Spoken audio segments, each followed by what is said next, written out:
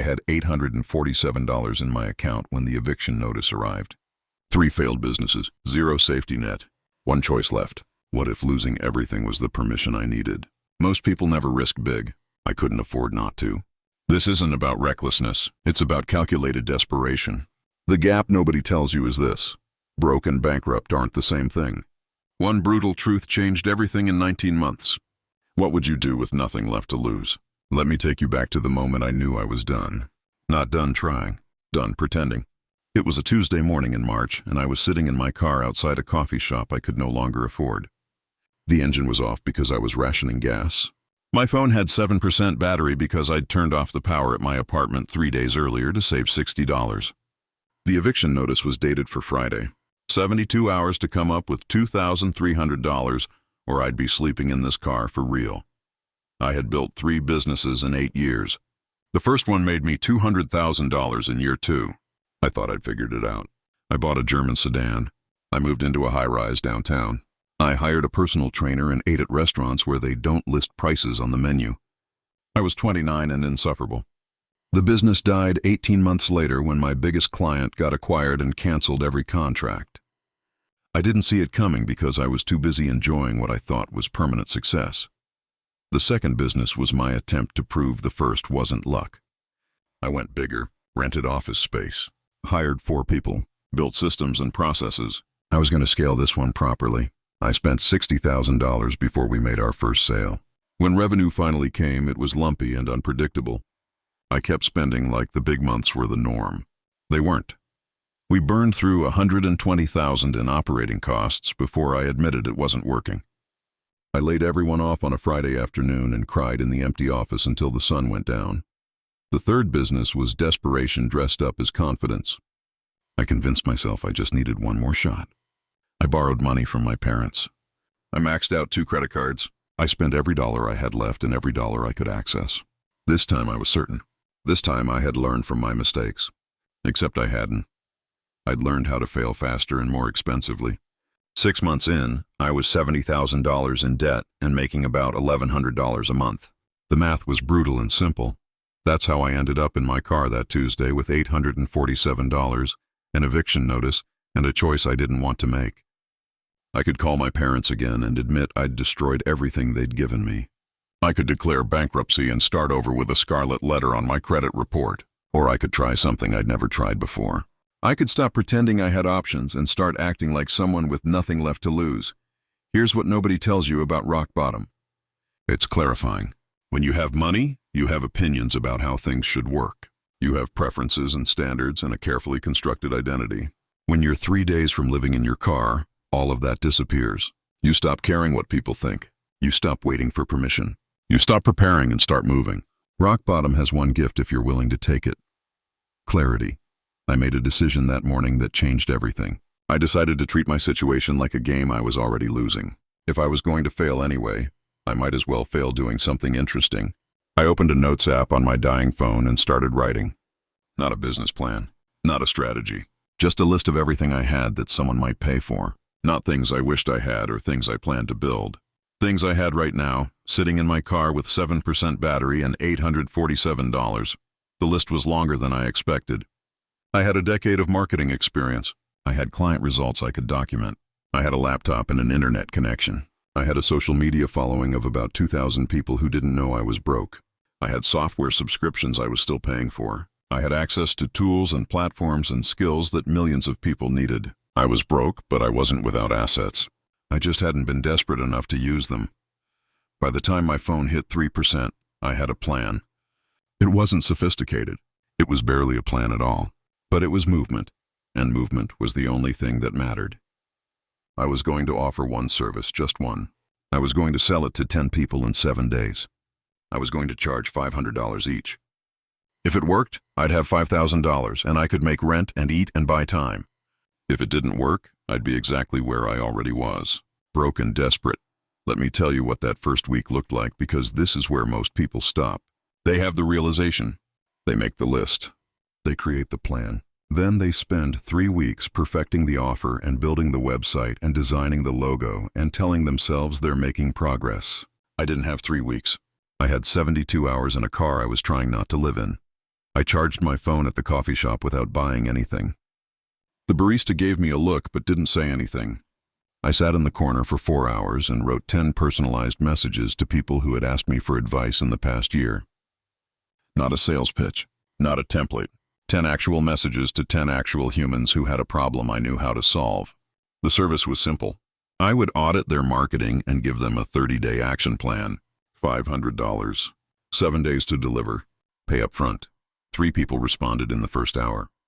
2 said yes immediately. 1 asked questions. By the end of day 1, I had 3 clients and $1,500 pending in PayPal. I hadn't built a website. I hadn't registered a business name. I hadn't done anything except ask people if they wanted help with a problem I knew they had. It was the first time in 3 years I'd made money without spending money first. The next 6 days were a blur of audits and calls and documents. I delivered all 3 projects early. All 3 clients were happy. 1 referred me to someone else. That person said yes. 4 clients. $2,000. I made rent with 3 days to spare and had money left over for gas and food. It wasn't wealth. It wasn't even stability. But it was proof that the method worked. Identify what you have. Find someone who needs it. Make the ask. Deliver the result. Repeat. That was 19 months ago. Today my business does $43,000 a month in revenue. I have systems that run without me. I have savings that would cover a year of expenses. I have investments that grow while I sleep. I'm not telling you this to impress you. I'm telling you because the gap between $847 in a dying car and $43,000 a month wasn't talent or luck or some secret I discovered. It was a shift in how I thought about resources and action and time. Most people who lose everything stay lost because they're waiting to feel ready. They're waiting for the fear to pass. They're waiting for a sign or a plan or permission from someone who matters. I'm here to tell you that none of that comes. The fear doesn't pass. The plan doesn't arrive fully formed. No one gives you permission to rebuild your life. You just start moving and the path appears under your feet. This audiobook is about that movement. It's about what you do when the money is gone and the options are thin and everyone is waiting to see if you'll get back up. It's about the systems I built to go from broke to stable to wealthy in less than 2 years. Not theory, not inspiration. The actual steps, the real numbers, the uncomfortable truths that no one puts in the success stories. You're going to learn how to take inventory of everything you have right now, even if it feels like nothing. You're going to learn how to convert skills and access and attention into cash fast. You're going to learn how to build an income engine that works whether you're scared or confident, whether you feel ready or not. You're going to learn how to protect yourself from yourself when the money comes back. And you're going to learn how to teach others what you learned, so your struggle becomes your business model. But first, we need to talk about how I burned through $200,000.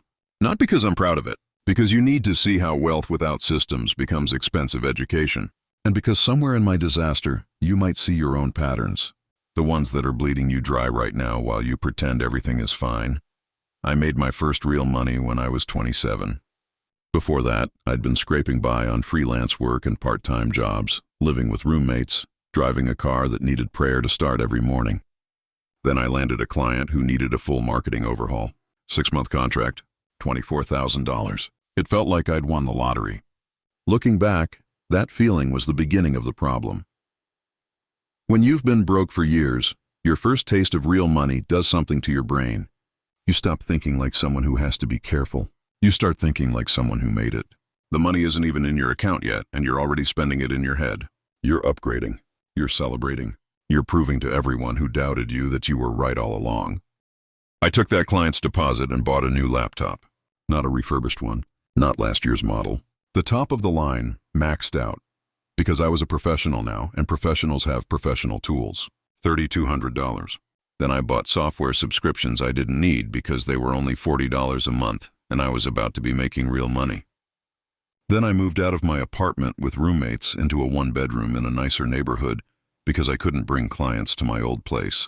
Rent went from $600 to $1,300 a month. Within 60 days of my first big check, my expenses had doubled. But my income hadn't.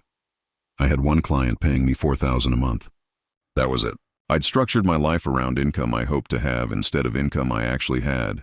And when you do that, you create a gap that swallows everything. The client project went well. They were happy. I delivered results. They referred me to 2 other companies. Within 6 months, I was making $12,000 a month. Now I really felt like I'd made it. $12,000 a month was more than I'd ever imagined making. It was more than my parents made.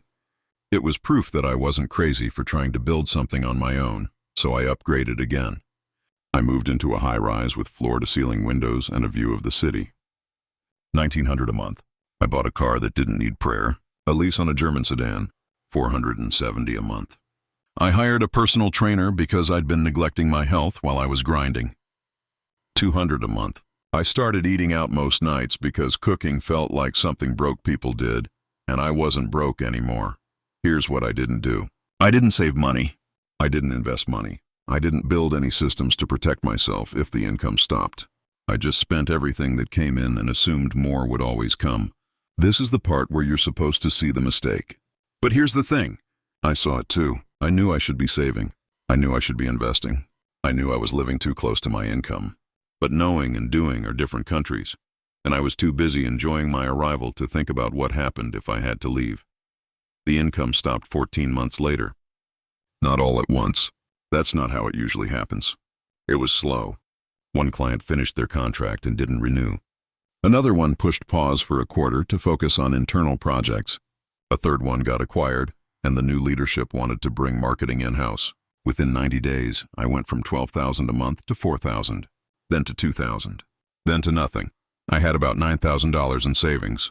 That felt like a lot until I looked at my monthly expenses: rent, car, insurance, subscriptions, food, utilities. I was burning through $4,800 a month just existing. The $9,000 bought me 60 days to figure it out. Except I didn't figure it out. I panicked. I started saying yes to any project that paid anything. I took work I wasn't good at. I undercharged because I was desperate. I over-delivered because I was trying to prove I was worth keeping. And every project I took at a discount just reinforced to the market that I wasn't premium. The money ran out. I borrowed from my parents. $8,000 that I promised to pay back in 6 months. That bought me another 90 days. I used that time to start a second business because surely the problem was that I'd been too dependent on clients. I needed my own product, my own platform, something I controlled. I spent $40,000 building that second business before it made a single sale. Office space because I needed to look legitimate. Employees because I couldn't scale without help. Software and tools and systems and branding. I was doing everything the experts said to do. I was building it right this time. Except I was building with borrowed money and hope instead of revenue and proof. The business made money eventually. Just not enough money and not fast enough. We'd have a good month and I'd relax. Then 2 bad months and I'd panic. The emotional whiplash was exhausting. I kept thinking we were one breakthrough away from stability. One viral post. One big client. One partnership. We were always one thing away and that one thing never came. I shut it down after 18 months. Laid off the team. Broke the office lease and paid the penalty. Added up the damage. $120,000 spent. Maybe $30,000 in revenue. The math was devastating. I had turned my first success into a smoking crater, and I had nothing to show for it except debt and a story about how hard I tried. Most people would stop there. Would get a job. Would rebuild slowly and carefully. I should have stopped there, but I didn't. Because somewhere in my brain I still believed I was one idea away from making it all back. This is the dangerous part of failing. The part where you're so deep in the hole that the only way out seems to be a bigger win. You can't math your way back to zero with a salary. You need a moonshot, or at least that's what you tell yourself. The third business was me trying to prove I hadn't wasted a decade. I borrowed more money, maxed out credit cards, spent everything I had access to. This time I was going to move faster. This time I was going to validate the market first. This time I'd learned my lesson. Except the lesson I'd learned was how to fail with more confidence. 6 months in, I was $70,000 in debt and making about $1,100 a month. The previous 2 failures had taught me a lot about marketing and operations and systems. But they hadn't taught me the one thing I needed to know. How to build wealth instead of just chasing it. Here's what nobody tells you about rock bottom. It's clarifying. When you have money, you have opinions about how things should work. You have preferences and standards and a carefully constructed identity. When you're 3 days from living in your car, all of that disappears. You stop caring what people think. You stop waiting for permission. You stop preparing and start moving.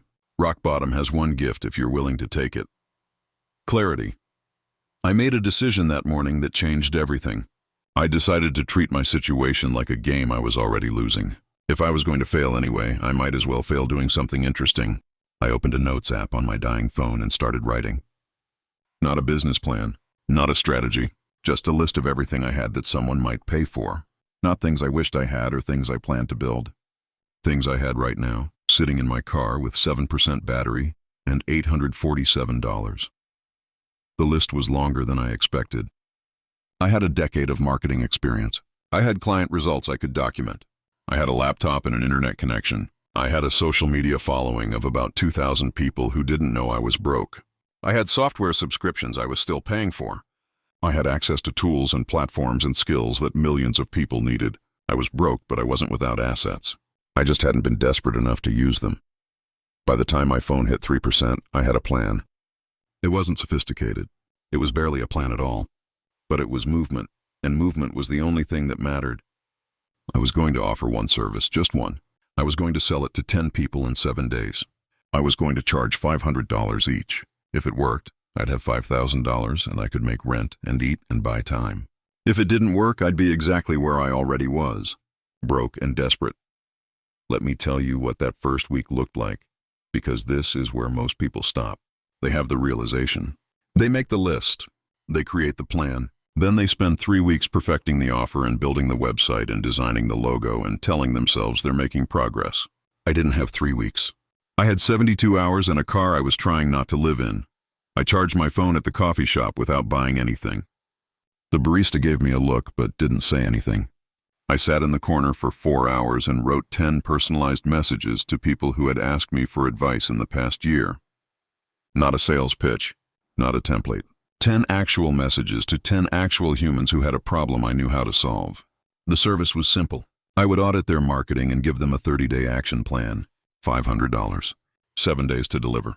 Pay up front. 3 people responded in the first hour. 2 said yes immediately. 1 asked questions. By the end of day 1, I had 3 clients and $1,500 pending in PayPal. I hadn't built a website. I hadn't registered a business name. I hadn't done anything except ask people if they wanted help with a problem I knew they had. It was the first time in 3 years I'd made money without spending money first. The next 6 days were a blur of audits and calls and documents. I delivered all 3 projects early. All 3 clients were happy. 1 referred me to someone else. That person said yes. 4 clients. $2,000. I made rent with 3 days to spare and had money left over for gas and food. It wasn't wealth. It wasn't even stability. But it was proof that the method worked. Identify what you have. Find someone who needs it. Make the ask. Deliver the result. Repeat. That was 19 months ago. Today my business does $43,000 a month in revenue. I have systems that run without me. I have savings that would cover a year of expenses. I have investments that grow while I sleep. I'm not telling you this to impress you. I'm telling you because the gap between $847 in a dying car and $43,000 a month wasn't talent or luck or some secret I discovered. When you've been broke for years, your first taste of real money does something to your brain. You stop thinking like someone who has to be careful. You start thinking like someone who made it.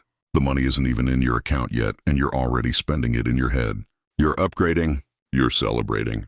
You're proving to everyone who doubted you that you were right all along. I took that client's deposit and bought a new laptop. Not a refurbished one, not last year's model. The top of the line, maxed out, because I was a professional now, and professionals have professional tools. $3,200. Then I bought software subscriptions I didn't need because they were only $40 a month and I was about to be making real money. Then I moved out of my apartment with roommates into a 1-bedroom in a nicer neighborhood because I couldn't bring clients to my old place. Rent went from $600 to $1,300 a month. Within 60 days of my first big check, my expenses had doubled. But my income hadn't. I had 1 client paying me $4,000 a month. That was it. I'd structured my life around income I hoped to have instead of income I actually had. And when you do that, you create a gap that swallows everything. The client project went well. They were happy. I delivered results. They referred me to 2 other companies. Within 6 months, I was making $12,000 a month. Now I really felt like I'd made it. $12,000 a month was more than I'd ever imagined making. It was more than my parents made. It was proof that I wasn't crazy for trying to build something on my own, so I upgraded again. I moved into a high-rise with floor-to-ceiling windows and a view of the city. $1,900 a month. I bought a car that didn't need prayer. A lease on a German sedan. $470 a month. I hired a personal trainer because I'd been neglecting my health while I was grinding. $200 a month. I started eating out most nights because cooking felt like something broke people did, and I wasn't broke anymore. Here's what I didn't do. I didn't save money. I didn't invest money. I didn't build any systems to protect myself if the income stopped. I just spent everything that came in and assumed more would always come. This is the part where you're supposed to see the mistake. But here's the thing. I saw it too. I knew I should be saving. I knew I should be investing. I knew I was living too close to my income. But knowing and doing are different countries, and I was too busy enjoying my arrival to think about what happened if I had to leave. The income stopped 14 months later. Not all at once. That's not how it usually happens. It was slow. One client finished their contract and didn't renew. Another one pushed pause for a quarter to focus on internal projects. A third one got acquired and the new leadership wanted to bring marketing in-house. Within 90 days, I went from $12,000 a month to $4,000, then to $2,000, then to nothing. I had about $9,000 in savings. That felt like a lot until I looked at my monthly expenses: rent, car, insurance, subscriptions, food, utilities. I was burning through $4,800 a month just existing. The $9,000 bought me 60 days to figure it out. Except I didn't figure it out. I panicked. I started saying yes to any project that paid anything. I took work I wasn't good at. I undercharged because I was desperate. I over-delivered because I was trying to prove I was worth keeping. And every project I took at a discount just reinforced to the market that I wasn't premium. The money ran out. I borrowed from my parents. $8,000 that I promised to pay back in 6 months. That bought me another 90 days. I used that time to start a second business because surely the problem was that I'd been too dependent on clients. I needed my own product, my own platform, something I controlled. I spent $40,000 building that second business before it made a single sale. Office space, because I needed to look legitimate. Employees, because I couldn't scale without help. Software and tools and systems and branding. I was doing everything the experts said to do. I was building it right this time. Except I was building with borrowed money and hope instead of revenue and proof. The business made money eventually. Just not enough money and not fast enough. We'd have a good month and I'd relax. Then 2 bad months and I'd panic. The emotional whiplash was exhausting. I kept thinking we were one breakthrough away from stability. One viral post. One big client. One partnership. We were always one thing away, and that one thing never came. I shut it down after 18 months. Laid off the team. Broke the office lease and paid the penalty. Added up the damage. $120,000 spent. Maybe $30,000 in revenue. The math was devastating. I had turned my first success into a smoking crater, and I had nothing to show for it except debt and a story about how hard I tried. Most people would stop there. Would get a job. Would rebuild slowly and carefully. I should have stopped there. But I didn't. Because somewhere in my brain I still believed I was one idea away from making it all back. This is the dangerous part of failing. The part where you're so deep in the hole that the only way out seems to be a bigger win. You can't math your way back to zero with a salary. You need a moonshot. Or at least that's what you tell yourself. The third business was me trying to prove I hadn't wasted a decade. I borrowed more money, maxed out credit cards, spent everything I had access to. This time I was going to move faster. This time I was going to validate the market first. This time I'd learned my lesson. Except the lesson I'd learned was how to fail with more confidence. 6 months in, I was $70,000 in debt and making about $1,100 a month. The previous 2 failures had taught me a lot about marketing and operations and systems, but they hadn't taught me the one thing I needed to know: how to build wealth instead of just chasing it. There's a difference, and the difference is everything. Chasing wealth means you spend money to look successful before you are. You invest in the appearance of legitimacy. You scale before you have product market fit. You hire before you have systems. You optimize for impressive instead of profitable. I'd been chasing wealth for 8 years, and all I'd done is prove that you can burn through $200,000 and end up broker than when you started. Building wealth is different. Building wealth means you extract value from what you already have before you spend money acquiring more. You prove the model at small scale before you add leverage. You build systems that protect you from your own optimism. You measure progress in equity and options, not just revenue. You play long games that compound instead of short games that spike and crash. I didn't learn this from a book or a course. I learned it sitting in my car with $847 and an eviction notice, realizing that every mistake I'd made came down to the same root cause. I'd been acting like someone who had margin when I didn't. And when you act like you have margin, you make decisions that destroy margin. You spend first and earn later. You scale before you stabilize. You project confidence to the market while privately panicking about rent. Rock bottom forced me to flip the script. I couldn't afford to spend money I didn't have. I couldn't afford to wait until things were perfect. I couldn't afford to care what anyone thought. I had to earn first and spend later. I had to start before I was ready. I had to move without permission. And those constraints, brutal as they were, taught me how to build wealth instead of just chasing it. So here's where we are. You now know how I lost everything. You know the mistakes. You know the pattern. Earn money, spend money, lose money, repeat. The question is whether you see yourself in that pattern. Because if you're listening to this audiobook, there's a chance you're either in the hole right now or you're scared of ending up there. And either way, you need to know what comes next. What comes next is the part where we stop talking about what went wrong and start talking about what to do about it. The part where theory becomes action. The part where you take inventory of everything you have right now, today, and figure out how to convert it into cash and momentum and proof. This is where it gets practical. This is where it gets real. This is where you find out if you're actually willing to do the work or if you just wanted to hear a story about someone who did. Let's start with the first week. The week I had $847 and 72 hours to figure out how not to be homeless. Because that week contains the entire methodology that took me from broke to $43,000 a month. Everything else is just iteration and scale. The first thing I did was open a notes app and make a list, not a business plan, not a vision board. A brutally honest inventory of everything I had access to right now. This is harder than it sounds because your brain wants to skip this part. Your brain wants to jump to strategy and tactics and the big idea that's going to save you. But strategy without inventory is fantasy. You can't build a plan around resources you don't have. So I made a list. I had a laptop. I had an internet connection through my phone's hotspot. I had a social media following of about 2,000 people. I had 10 years of marketing experience. I had past clients who had gotten results working with me. I had software subscriptions I was still paying for. I had access to tools most people don't know exist. I had a car with a quarter tank of gas. I had $847. I had 3 days. That list was my entire business for the next 6 months. I didn't add anything to it. I didn't buy new tools or new training or new anything. I just looked at what I had and asked myself one question. Who needs this right now and what would they pay for it? The answer came fast because I didn't have time to overthink it. People who were running businesses and overwhelmed by marketing needed audits.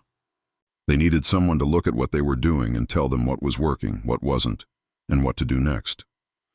I could do that with my laptop and my experience and my internet connection. I didn't need anything else, so I made an offer. 30-day marketing audit and action plan, $500, delivered in 7 days. I wrote it in a Google Doc because I didn't have time to build a website. I made 10 personalized pitches to people who had asked me for advice in the past year.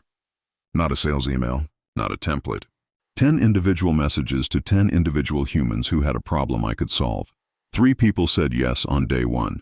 I had $1,500 committed before the sun went down. It wasn't enough to solve everything, but it was proof. Proof that the method worked. Proof that I didn't need perfect conditions to make money. Proof that people would pay me for value I could deliver right now, not value I promised to deliver someday. I delivered all 3 audits in 6 days, worked 16-hour days, didn't sleep much, didn't eat well, but I delivered. All 3 clients were happy. One of them referred me to someone else. That person said yes. 4 clients, $2,000. I made rent with 1 day to spare. That was the system. Inventory what you have. Identify who needs it. Make the offer. Deliver the result. Get the referral. Repeat. There's nothing complicated about it. But simple doesn't mean easy. The hard part isn't the method. The hard part is doing it when you're terrified and exhausted and convinced it won't work. Let me take you inside one of those early conversations because this is where most people fail. They have the offer. They have the list. They even write the message. But they don't send it. Or they send it and they apologize for bothering the person. Or they send it and they undercut the price before anyone even objects. Fear makes you negotiate against yourself before the other person even shows up. I messaged someone I'd worked with 2 years earlier. We'd done a project together and stayed loosely connected on social media. I knew his business was growing because he posted about it. I knew he was probably overwhelmed because everyone who's growing is overwhelmed. So I sent him this. Hey, I know you're scaling fast right now. I've been watching the growth and it's impressive. Quick question. Are you confident your marketing is keeping up, or are you worried you're leaving money on the table? I'm doing a handful of deep dive audits this month. 30-day action plan, everything documented, $500. I have one slot left. Interested? He responded in 30 minutes. Yes, when can we start? I almost talked myself out of sending that message. I almost added a paragraph apologizing for reaching out. I almost offered to do it for free first to prove I could deliver. But I didn't, because I couldn't afford to. And that constraint, that inability to negotiate against myself, forced me to act like someone who had value to offer instead of someone begging for a chance. That's the desperation advantage. When you have options, you hedge. You soften the ask. You give people an out before they even need one. When you don't have options, you just ask. You state what you have. You state what it costs. You let them decide. And more often than not, they say yes. Not because you're special. Because they actually need what you have, and you made it easy to say yes. The second conversation happened 3 days later. I'd delivered the first audit, and the client loved it. He posted about it on Twitter. Someone replied asking if I was taking more clients. I almost said no because I was drowning in the work I already had. Then I remembered I had $847 last week, and I didn't have the luxury of turning down money. I messaged them. Saw your question on the thread. I've got space for one more audit this month. Same deal.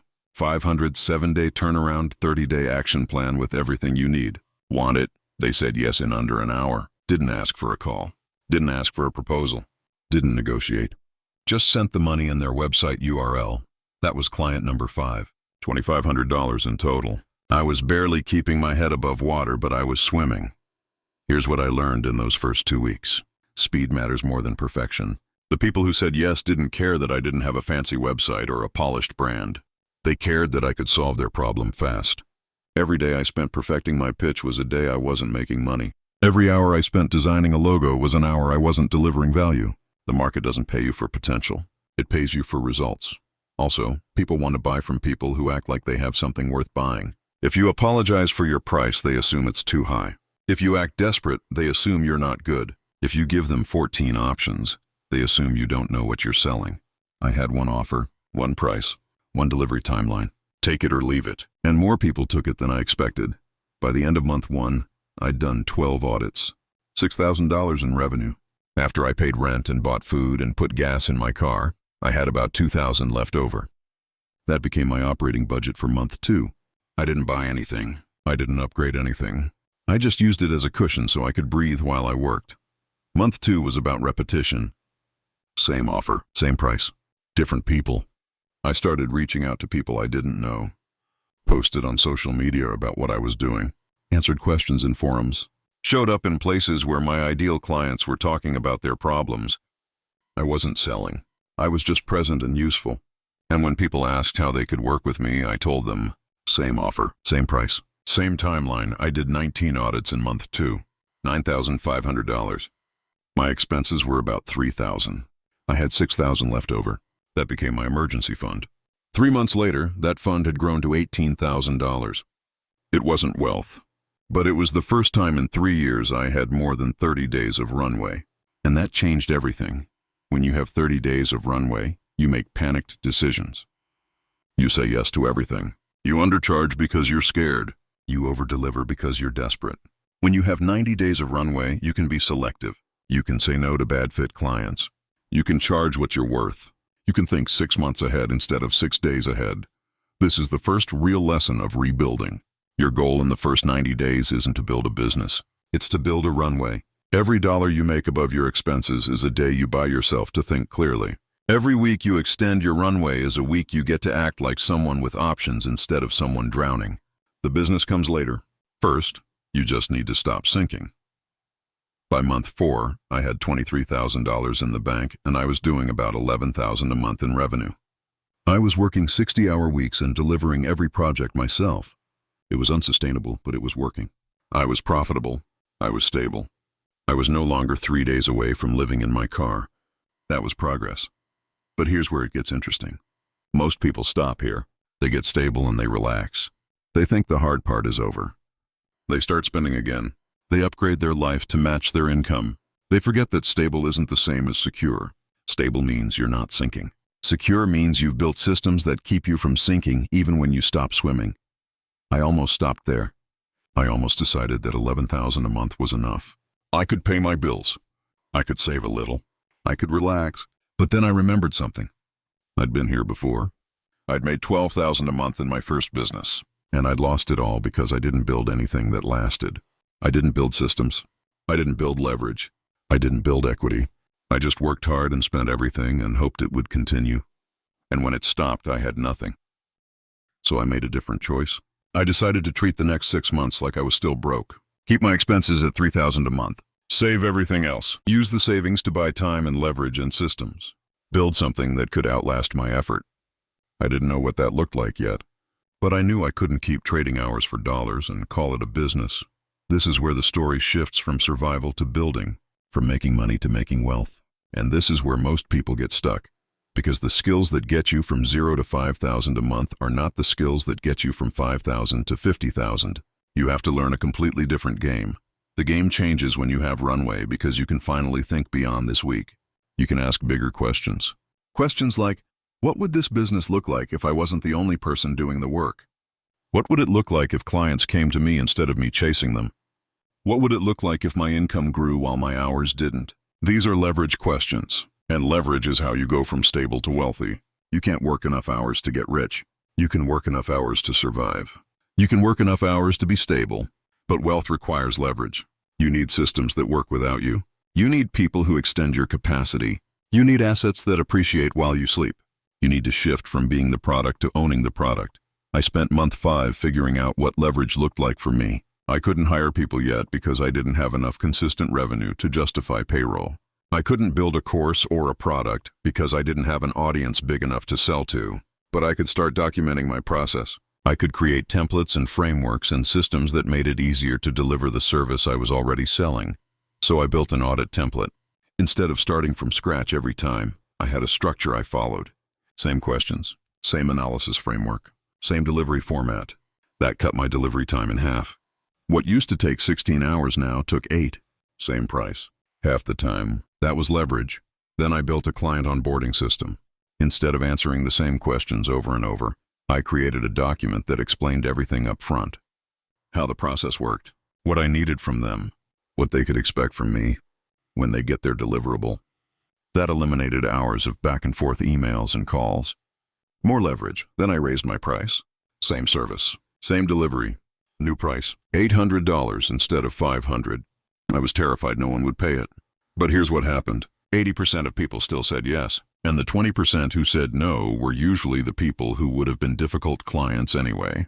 My revenue went up 40% without working more hours. That's what leverage looks like. By month 6, I was doing $16,000 a month in revenue and working 40 hours a week. I had $38,000 in savings. I had systems that made my work easier. I had pricing that reflected my value. I had runway for 6 months even if I stopped working tomorrow. For the first time in 3 years, I wasn't just surviving. I was building, but I wasn't done. Because $16,000 a month is great until you realize you're still the bottleneck. Every dollar I made required me to do something. If I got sick, revenue stopped. If I wanted to take a week off, revenue stopped. If I wanted to scale past my available hours, I couldn't. I'd built a job that paid well, but it was still a job. This is the trap most solopreneurs fall into. They build themselves a good job and call it a business. There's nothing wrong with a good job, but if your goal is wealth, a job isn't going to get you there. Even a job that pays $16,000 a month, because a job caps at your available time. Wealth requires assets, things that grow in value without requiring your time. So I spent month 7 building my first real asset. Not a product, not a course, a system that could generate leads without me. I started publishing content daily. Not motivational quotes, not generic tips. Actual frameworks and strategies from the work I was doing with clients. The stuff that got results. I gave it away for free because I wasn't trying to monetize the content. I was trying to monetize the attention. It worked. Slowly at first, then faster. My social following went from 2,000 to 4,000 in 60 days, then to 7,000 in the next 60, And as the audience grew, the inbound leads started coming. People reaching out, asking to work with me. I didn't have to pitch anymore. I just had to respond. That was the beginning of real leverage. An audience is an asset. It grows, it compounds. It works while you sleep. Every piece of content I published was an asset that could generate leads months or years later. Every person who followed was a potential client I didn't have to chase. This was the shift from trading time for money to building systems that worked without me. By month 9, I was doing $23,000 a month, and about 60% of my clients were inbound. I wasn't chasing. I wasn't pitching. I was just visible and useful, and people came to me. My close rate was higher because they already trusted me from the content. My prices were higher because I wasn't competing on price anymore. I was the obvious choice because they'd been following me for months. This is when I hired my first contractor. Not a full-time employee, just someone who could take some of the delivery work off my plate. I trained them on my process, gave them the templates, walked them through 3 projects, then let them run. They did good work. Clients were happy. I paid them 30% of the project fee and kept 70%. I was making money on work I wasn't doing. That was leverage. I added a second contractor in month 11, then a third. By month 13, I had a team of 4 people delivering projects while I focused on sales and content and strategy. My revenue was $31,000 a month. My personal workload was about 25 hours a week. I was making more money and working fewer hours than I ever had. The math had finally flipped. But the real milestone came in month 16. That's when I launched my first group program. Instead of selling one-on-one audits, I offered a 6-week cohort where I'd teach 12 people how to audit their own marketing using my framework. Charged $2,000 per person. Sold out in 4 days. $24,000 in revenue for 6 weeks of my time. The math was better. The leverage was better. The scalability was better. I ran that program 3 times in the next 6 months. Each time I refined it. Each time I raised the price. Each time it sold out faster. By month 19, I was doing $43,000 a month in revenue. About half from done-for-you services delivered by my team. About half from group programs and courses I delivered myself. My personal workload was 15 to 20 hours a week. My savings had grown to $119,000. Let me put that in context. 19 months earlier, I had $847 and an eviction notice. I was 3 days from being homeless. I had no plan, no safety net, no options. Today, I have a business that generates $43,000 a month. I have a team that delivers most of the work. I have an audience of 32,000 people. I have systems that run without me. I have savings that would cover a year of expenses. I'm not rich yet, but I'm building wealth instead of chasing it. Now let's talk about what happens when the money comes back, because this is where most people repeat their mistakes. They get a win and they immediately upgrade their lifestyle. They start spending like the win is permanent. They forget that the only reason they rebuilt was because they lost everything last time. And if they don't change their patterns, they'll lose it again. I see this constantly. Someone builds their way out of broke, gets to 5 or 10 or 20,000 a month, feels successful, buys the car, moves into the expensive apartment, starts eating out every meal, hires too fast, scales too fast, spends too fast, and within 12 months, they're back to broke. Different numbers, same pattern, because they never fixed the thing that broke them in the first place. The thing that breaks most people isn't lack of income. It's lack of systems to protect them from themselves. Your brain is wired to spend money when you have it, to upgrade when things are going well, to relax when the pressure eases. That's normal. But normal is also how you go from $200,000 to $847. Normal is how you burn through everything and end up back at zero. So here's what I did differently. When the money came back, I didn't upgrade my life. I upgraded my systems. I set up automatic transfers so 30% of every dollar I made went to savings before I could touch it. I set up a separate account for taxes so I was never surprised by a bill. I set up a separate account for business operating expenses so I always knew exactly how much I could spend. I set up a separate account for personal expenses with a fixed amount every month. The system was simple.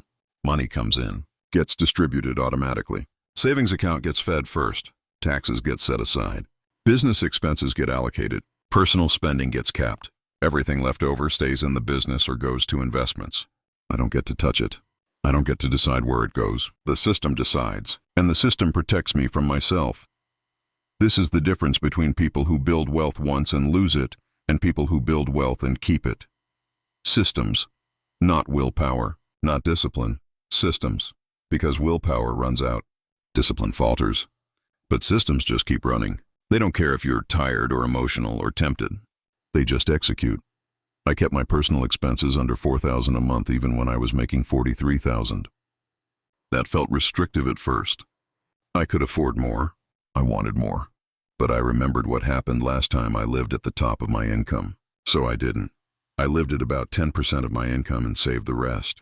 Not because I'm virtuous, because I'm scared of being broke again. And that fear, properly channeled, became the best financial decision I ever made. Think about where you are right now. Are you living at 90% of your income or 10%? Are you spending first and saving what's left, or saving first and spending what's left? Are you building systems that protect you, or hoping you'll have discipline when temptation comes? Because hope is not a strategy. Hope is how you end up broke again. Let me give you a framework. I call it the 5 guardrails. These are the non-negotiable systems you install to protect yourself from yourself. They sound boring. They sound restrictive. They are. But they're also the reason I have $119,000 in savings instead of another story about how I lost it all again. Guardrail 1 is the 30% rule. 30% of every dollar you make goes to savings before you touch it, not after you pay expenses. Before. This builds your cushion. This gives you runway. This protects you when income dips. You automate this. You don't think about it. You don't negotiate with it. It just happens. Guardrail 2 is the tax account. Every dollar you make, you set aside the appropriate tax percentage immediately. For me, that's 30%. It might be different for you, but whatever it is, you set it aside in a separate account and you don't touch it until taxes are due. This prevents the nightmare scenario where you owe $50,000 in taxes and you spent the money already. Guardrail 3 is the fixed personal budget. You decide how much you need to live comfortably, not lavishly. Comfortably. For me, that's $4,000 a month. Maybe for you, it's $2,000 or $6,000. Whatever it is, that's your number. That's what you pay yourself every month. If you make more, great. It goes to savings or investments. If you make less, you draw from savings. But your personal spending doesn't fluctuate with your business income. Guardrail 4 is the operating expense cap. You decide what percentage of revenue can go to business expenses. For me, that's 30%. So if I make $43,000 in a month, I can spend $12,900 on business expenses. Everything else is profit. This prevents the trap of scaling expenses faster than revenue. This keeps you profitable even when growth slows down. Guardrail 5 is the no-access wealth account. This is money you save that you legally or practically can't access easily. Retirement accounts, investment accounts with withdrawal penalties, money you give to a financial advisor to manage. The point is to make it hard to spend. Because when things get tough, you'll want to raid your savings. You'll tell yourself it's temporary. You'll promise to pay it back. But you won't, so you make it impossible. These 5 guardrails sound simple. They are. But simple doesn't mean easy. The hard part is installing them when you don't think you need them. When money is flowing and everything feels fine. That's when you tell yourself you don't need systems. You'll just be smart about it. You'll just be disciplined. And then, 12 months later, you're broke again wondering what happened. I installed these systems when I hit $10,000 a month in revenue. It felt premature. It felt restrictive. It felt like I was punishing myself for success. But I did it anyway because I knew my pattern. I knew that left to my own devices, I'd spend everything. I'd upgrade my life. I'd scale too fast. I'd end up back in my car with $847. The systems weren't optional. They were survival. Here's what no one tells you about wealth. It's not about making a lot of money. Plenty of people make a lot of money and stay broke. Wealth is about keeping money, growing money, building systems that compound. And you can't do that if you're spending everything you make. You can't do that if you're constantly upgrading your lifestyle. You can't do that without guardrails. So let me ask you something. What are your guardrails? Do you have a 30% savings rule? Do you have a tax account that gets funded automatically? Do you have a fixed personal budget regardless of how much you make? Do you have an operating expense cap? Do you have money you can't easily access? Or are you winging it and hoping discipline will be enough? Because if you're winging it, you're going to lose. Not because you're bad with money, because human beings are bad with money. We're wired to spend.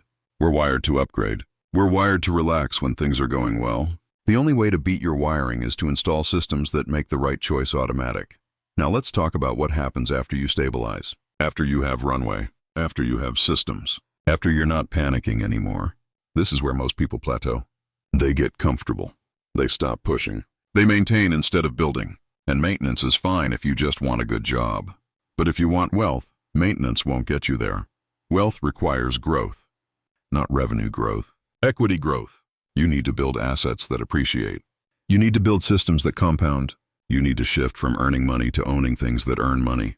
This is the hardest transition because it requires you to stop doing what's working and start building what could work better. For me, this meant shifting from services to products. Services are great for cash flow. You deliver value, you get paid. But services don't scale past your time.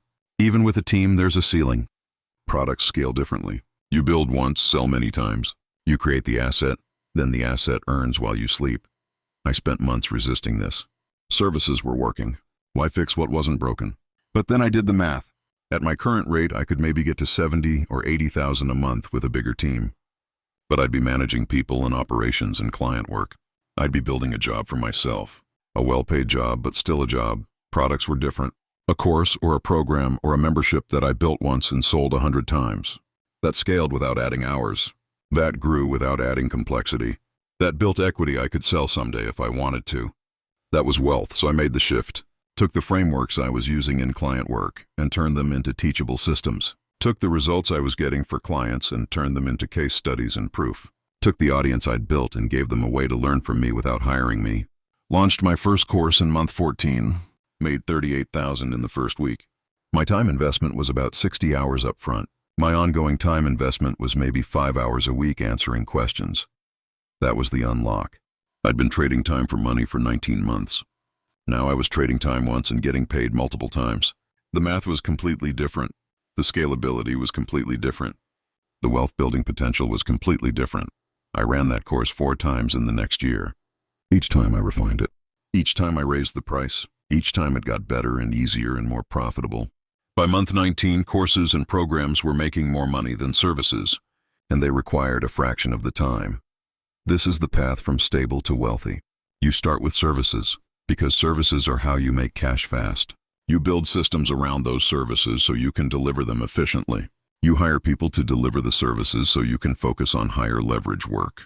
Then you take what you've learned and turn it into products. Products that scale. Products that build equity. Products that make money while you sleep. But here's the part nobody talks about. This transition is uncomfortable. You're walking away from money you know you can make to bet on money you hope you can make. You're turning down client work to build products. You're investing time up front with no guarantee it'll pay off. It feels risky. It feels stupid. It feels like you're sabotaging yourself. I felt this constantly. I'd turn down a $5,000 client project to work on a course that might not sell. I'd spend 20 hours building a system that might not work. I'd invest money in tools and platforms and help that might not pay off. Every time my brain screamed at me to take the safe money. And every time I had to remind myself that safe money builds jobs, not wealth. This is where most people quit. They get stable and they can't stomach the risk of building something bigger. They stay in their comfort zone. They keep trading time for money. They make good money, but they never build wealth. And 20 years later, they're still trading time for money, just at higher rates. I'm not saying services are bad. Services are how I got here. Services saved my life when I had $847. But services alone won't make you wealthy. They'll make you stable. They'll make you comfortable. But wealth requires leverage, and leverage requires assets. So here's the question you need to answer. Are you trying to build a good job, or are you trying to build wealth? Because the tactics are different. The timeline is different. The risk tolerance is different. A good job is about optimization and efficiency and delivering great work. Wealth is about building assets and systems and things that compound. I chose wealth, not because I'm brave, because I remembered what it felt like to have $847 and no options. And I decided I never wanted to feel that again. The only way to guarantee that was to build something that could survive without me, something that could grow without my effort, something that could generate income whether I worked or not. That's what I've built. A business that does $43,000 a month. A team that delivers most of the work. Courses and programs that sell on repeat. Systems that run automatically. An audience that keeps growing. Savings that keep compounding. I'm not retired. I'm not done. But I'm building wealth instead of chasing it. And that's the difference. Now let's talk about the most uncomfortable part of this whole journey. The part where you take your mess and turn it into your message. The part where you teach what you learned. The part where your struggle becomes your business model. Most people resist this. They think they need to wait until they've figured everything out, until they're further along. until they're more successful, until they have permission from someone who matters. So they wait, and while they wait, they miss the most valuable thing they have to offer: their story. Your story is your edge, not the highlight reel. The real story. The part where you failed. The part where you were broke. The part where you didn't know what you were doing and you figured it out anyway. That's what people need. Not another guru who's been successful for 20 years. Someone who was where they are right now and found a way out. I resisted this for months. I didn't want to talk about being broke. I didn't want to talk about the eviction notice or the $847 or living in my car. It felt like failure. It felt like something to hide. Something to get past so I could present the polished version of myself. But then I posted about it once. Just a short story about rock bottom and what I learned. The response was overwhelming. Hundreds of messages from people who were in the same place. People who were struggling. People who thought they were the only ones. People who needed to know it was possible to rebuild. That's when I realized my mess was my market. The people who needed what I had to teach weren't the people who had it all figured out. They were the people who were broken, scared, and desperate. The people who were 3 days from living in their car. The people who needed proof that you could burn through everything and still come back. So I started teaching what I learned. Not theory. Not stuff I read in books. The actual steps I took to go from $847 to $43,000 a month. The frameworks I built. The systems I used. The mistakes I made. The shortcuts I found. All of it, I turned it into a course. Then a coaching program. Then a membership. And every time I launched something, it sold. Not because I was a great marketer, because people were desperate for a path that actually worked. A path built by someone who'd been where they were. Someone who wasn't selling theory. Someone who had receipts. This is the final leverage point. Teaching what you learned. Because when you teach, you get paid multiple times for the same lesson. You struggled for years. You figured something out.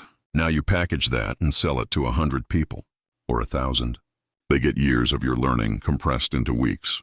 You get paid for your struggle. Everyone wins. But you have to be willing to be honest.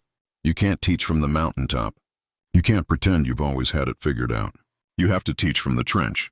You have to say, here's where I was, here's what I did, here's what worked, here's what didn't. That vulnerability is what makes people trust you. That honesty is what makes them buy. I make about $15,000 a month now just from teaching. Courses, programs, memberships, all based on the same story. I was broke. I rebuilt.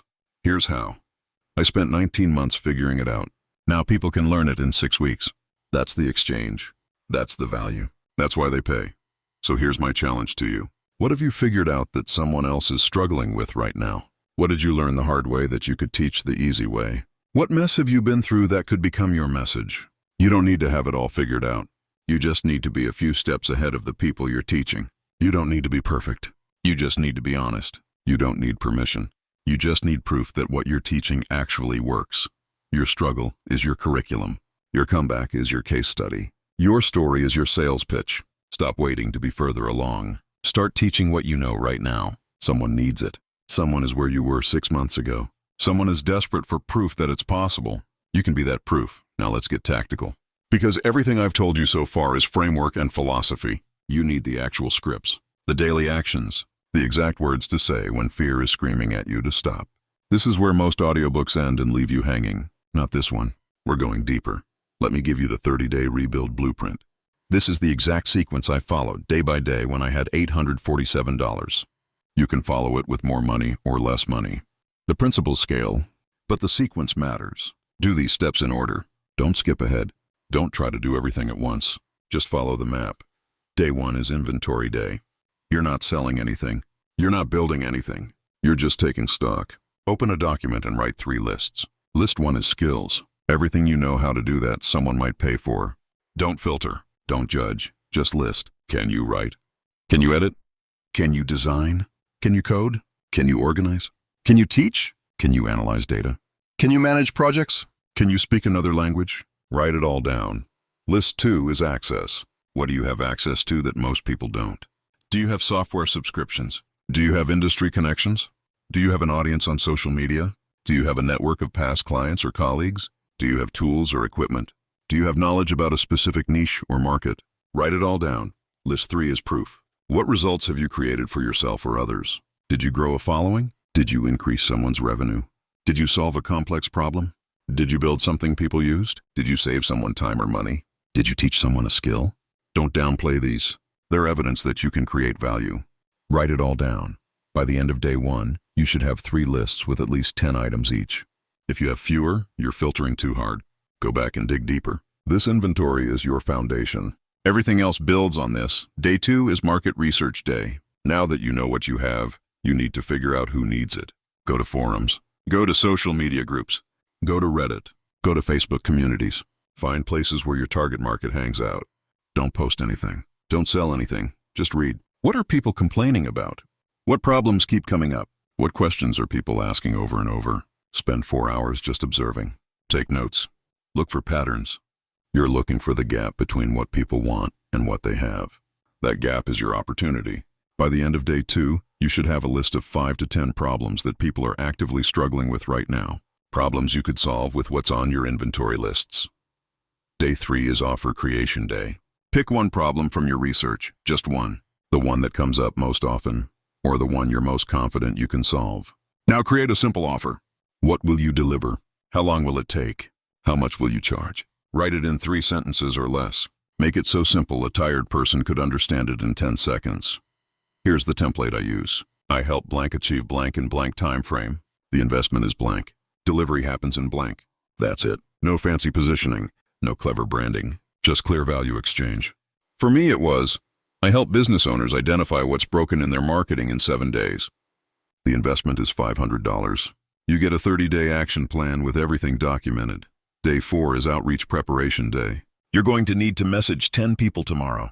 Today you figure out who those 10 people are. Go through your contacts, past clients, past colleagues, social media connections, people who've asked you for advice, people who've said they'd love to work together someday. Make a list of 50 names, then narrow it to the 10 most likely to say yes. For each person, write down why they'd care about your offer. What problem do they have that you can solve? What result do they want that you can deliver? This isn't about you. It's about them. The more clearly you understand their problem, the easier the pitch becomes. Day 5 is pitch day. This is where most people freeze. They write the message and never send it. They edit it 40 times. They wait until tomorrow. They talk themselves out of it. Here's the script I used. Modify it for your situation, but keep the structure. Hey name, I've been following what you're doing with your business and it's impressive. Quick question. Are you confident that aspect is optimized, or do you think there's room for improvement? I'm doing a handful of specific service projects this month. Explain the offer in 1 sentence. Price and timeline. I have number spots left. Interested? That's it. 4 sentences. Clear question. Clear offer. Clear next step. Send it to all 10 people. Don't wait for responses before sending the next one. Just send all 10. Then close your computer and do something else. Watching for responses makes time move slower and anxiety spike higher. Day 6 is follow-up and delivery prep day. Some people will have responded. Some will have said yes. Some will have said no. Some will have asked questions. Respond to everyone. Answer questions honestly. Don't negotiate on price unless they give you a specific reason why the value isn't there. For people who said yes, get the details you need to start work. For people who said no, thank them and move on. For people who haven't responded, that's fine. You'll follow up tomorrow. Today is also when you prepare to deliver. If you sold an audit, build a template. If you sold a done-for-you service, outline the process.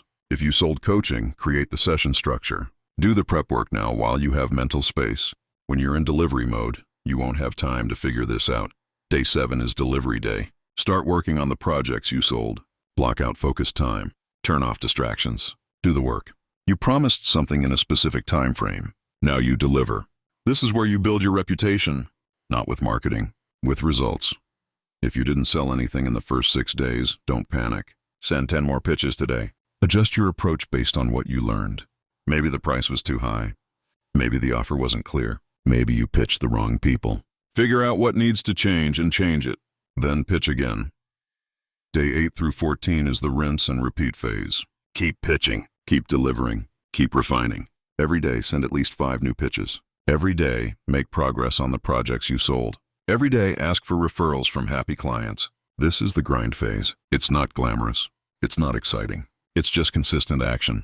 By day 14, you should have sold at least 2 projects. If you haven't, something is wrong with your offer or your pitch or your target market. Don't keep doing the same thing and hoping for different results. Stop, analyze, adjust, test again. Day 15 is reflection day. Look at what worked and what didn't. Which pitches got responses? Which offers got yes? Which clients were easy to work with? Which projects were profitable? Which processes felt smooth? Write it all down. This is your data. This tells you what to do more of and what to stop doing. Day 16 through 21 is optimization week. Now you're going to make your offer better. Faster delivery, clearer value, better onboarding, tighter process. Take everything you learned in the first 2 weeks and build it into your system. Create templates, create checklists, create scripts. Make it easier to deliver great work. Also, raise your price. Not by a lot, just by 20%. If you were charging $500, charge $600. If you were charging $1,000, charge $1,200. Test the market. See if people still say yes. Most of the time they will. And if they don't, you learn something about your positioning. Day 22 through 30 is scale week.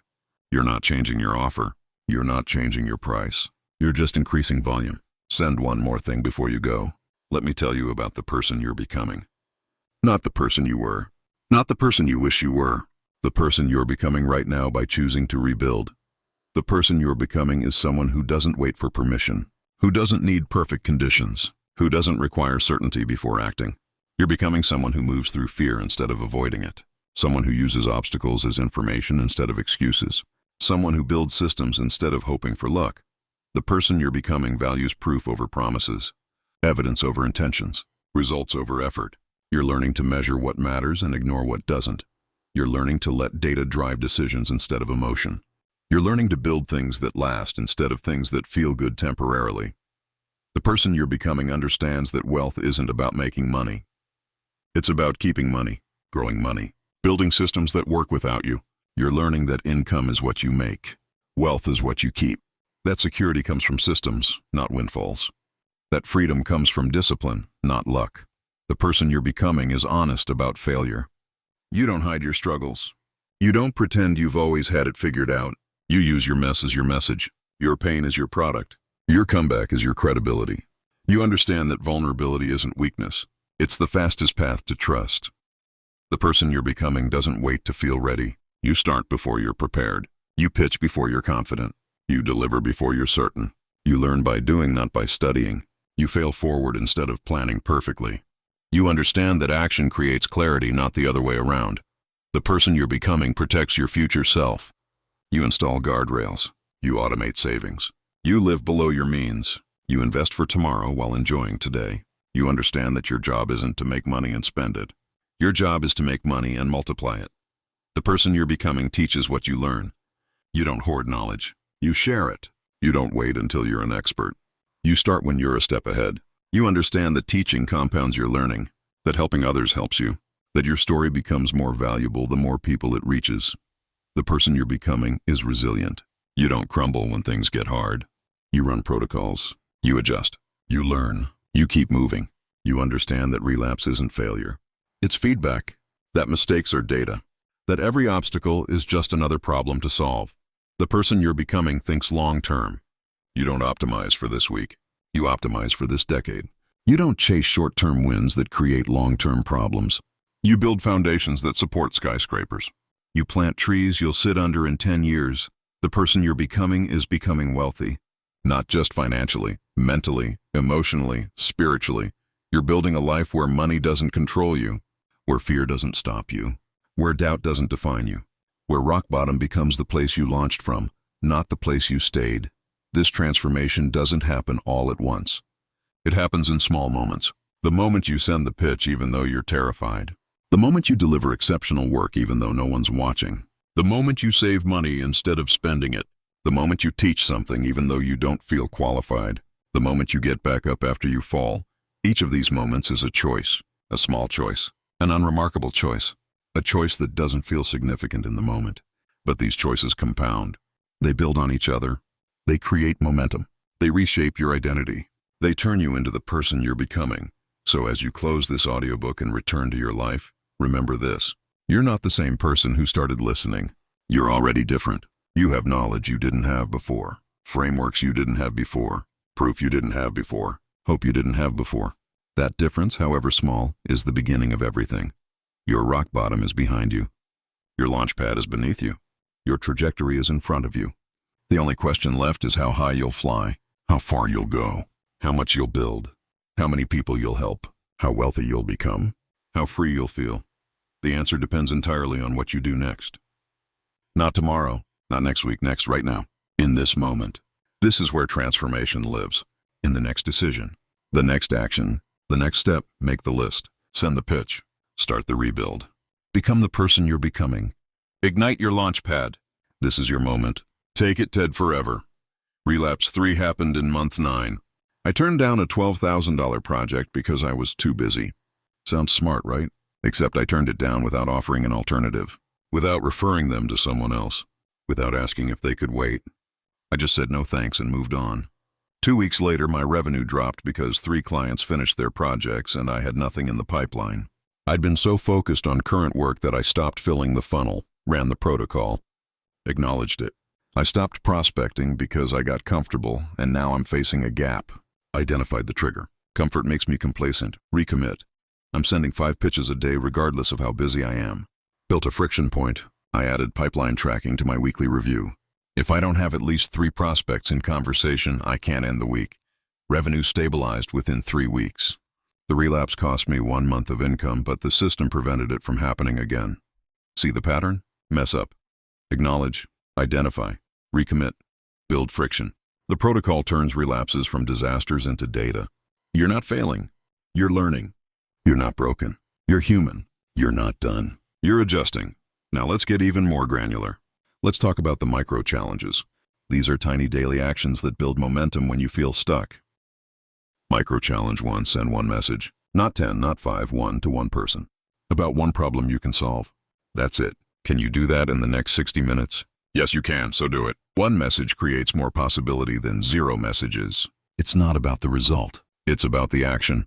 Micro challenge 2, document 1 win. Did something good happen today? A client said thank you. You finished a project. You learned something new. You sent a pitch even though you were scared. Write it down, 1 sentence. Add it to a running list. This builds evidence that you're making progress even when it doesn't feel like it. Micro challenge 3, delete 1 expense. Look at your subscriptions, your recurring charges, your automatic payments. Find 1 thing you don't need and cancel it. $20 a month is $240 a year. That's runway. That's freedom. Delete it today. Micro challenge 4, ask 1 question. When you deliver work, ask the client 1 question. What result did this create for you? Or what changed after we did this? Or would you refer me to someone else? 1 question generates testimonials or referrals or feedback. 1 question compounds. Micro challenge 5, teach 1 thing. Post 1 insight on social media. Write 1 email to your list. Record 1 60-second video. Teach 1 thing you learned recently.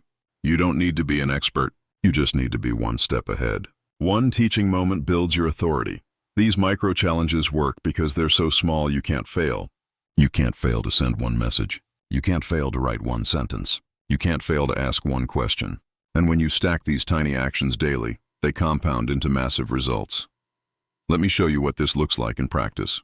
Here's a real week from month 7 of my rebuild. This was after I'd stabilized, but before I'd scaled. Revenue was hovering around $14,000 a month. I was starting to plateau. I felt stuck. So I ran the micro challenges every day for 7 days. Monday, sent 1 message to a past client asking if they knew anyone who needed marketing help. They referred me to 2 people. Both became clients. That 1 message generated $9,000 over the next 60 days. Tuesday, documented 1 win. A client told me my audit saved them from wasting $30,000 on a bad marketing agency. I wrote that down, used it as a testimonial the next week. That testimonial closed 3 more sales. Wednesday, deleted 1 expense. Canceled a software subscription I wasn't using. $59 a month, $708 a year. Felt like nothing. Added up to runway Thursday. Asked 1 question. After delivering a project, I asked the client what specific result they got. They said they increased conversions by 18%. I asked if I could share that. They said yes. That stat became a selling point. Friday, taught 1 thing. Posted on Twitter about the 30% savings rule. Got 43 replies. 6 people asked to work with me. 2 became clients. Saturday, sent one message. Reached out to someone in my network I hadn't talked to in a year. Asked how their business was going. They said they were overwhelmed. I offered to help. They said yes. $3,000 project. Sunday, documented one win. Looked back at the week. 6 micro challenges created 5 new clients and 1 powerful testimonial. Wrote that down. Proof that tiny actions compound. That's the power of micro challenges. They're small enough to do when you're overwhelmed. They're fast enough to do when you're busy. They're simple enough to do when you're scared. And they create results that build on each other. Here's another set of micro challenges for the days when you're really struggling. When you're paralyzed by fear or doubt or exhaustion. When even the basic micro challenges feel too hard. This is your emergency protocol. Emergency micro challenge 1. Do 5 minutes. Set a timer. Work on anything related to your rebuild for 5 minutes. Send part of a pitch. Draft part of a proposal. Research one potential client. 5 minutes. That's it. You can do anything for 5 minutes. When the timer goes off, you can stop. But usually you won't, because starting is the hard part. Continuing is easier. Emergency micro challenge 2. Ask for help. Message one person and tell them you're stuck. You don't need advice. You just need to say it out loud. I'm scared. I don't know what to do next. I feel like quitting. Say it. The act of naming it reduces its power. And sometimes the person responds with exactly what you need to hear. Emergency micro challenge 3. Review your proof. Go back to the list of wins you've been documenting. Read them all. Remember that you've done hard things before. Remember that you've made progress. Remember that you're not starting from zero. You're building on wins you've already created. This isn't motivation. It's evidence. Emergency micro challenge 4. Lower the stakes. You're not trying to build $1 million business today. You're trying to send one message. That's it. Make the goal so small it feels stupid. Because stupid and doable is better than impressive and paralyzing. Lower the stakes until you can move. Emergency micro challenge 5. Set one boundary. What's one thing you're going to say no to today? One distraction you're going to avoid? One person you're not going to let derail you? One old pattern you're not going to repeat? Set the boundary. Protect your energy. Even if you don't accomplish anything else today, you protected your focus. That counts. Run these emergency micro challenges on the bad days. The days when everything feels impossible. The days when you want to quit. The days when you're convinced it's not working. These challenges don't fix everything. They just get you through today. And getting through today is enough. Now let's talk about the conversation you're going to have with yourself when things get hard. Because they will get hard. You'll have a week where nobody says yes. You'll have a client who's unhappy. You'll have a friend who asks when you're going to get a real job. You'll have a moment when you look at your bank account and wonder if you're just delaying the inevitable. In that moment, here's what you need to remember. You're not building a business in 30 days. You're building the foundation in 30 days. The foundation takes time. The building takes longer. You're not trying to get rich quick. You're trying to stop being broke first. Then get stable. Then get secure. Then get wealthy. It's a sequence, not a single leap. Most people quit right before it works. They get to day 23 of the 30-day blueprint, and they haven't made enough money, and they convince themselves it's not working. But they're 7 days from breakthrough. They're one pitch from the client that changes everything. They're one referral from momentum. And they quit. Don't be that person. Commit to the full 30 days. No matter what, even if the results aren't what you hoped, even if it's harder than you expected, even if you feel like you're failing. 30 days. Then you can evaluate. Then you can pivot. Then you can adjust. But you can't evaluate a system you didn't fully execute. Here's the other conversation you need to prepare for.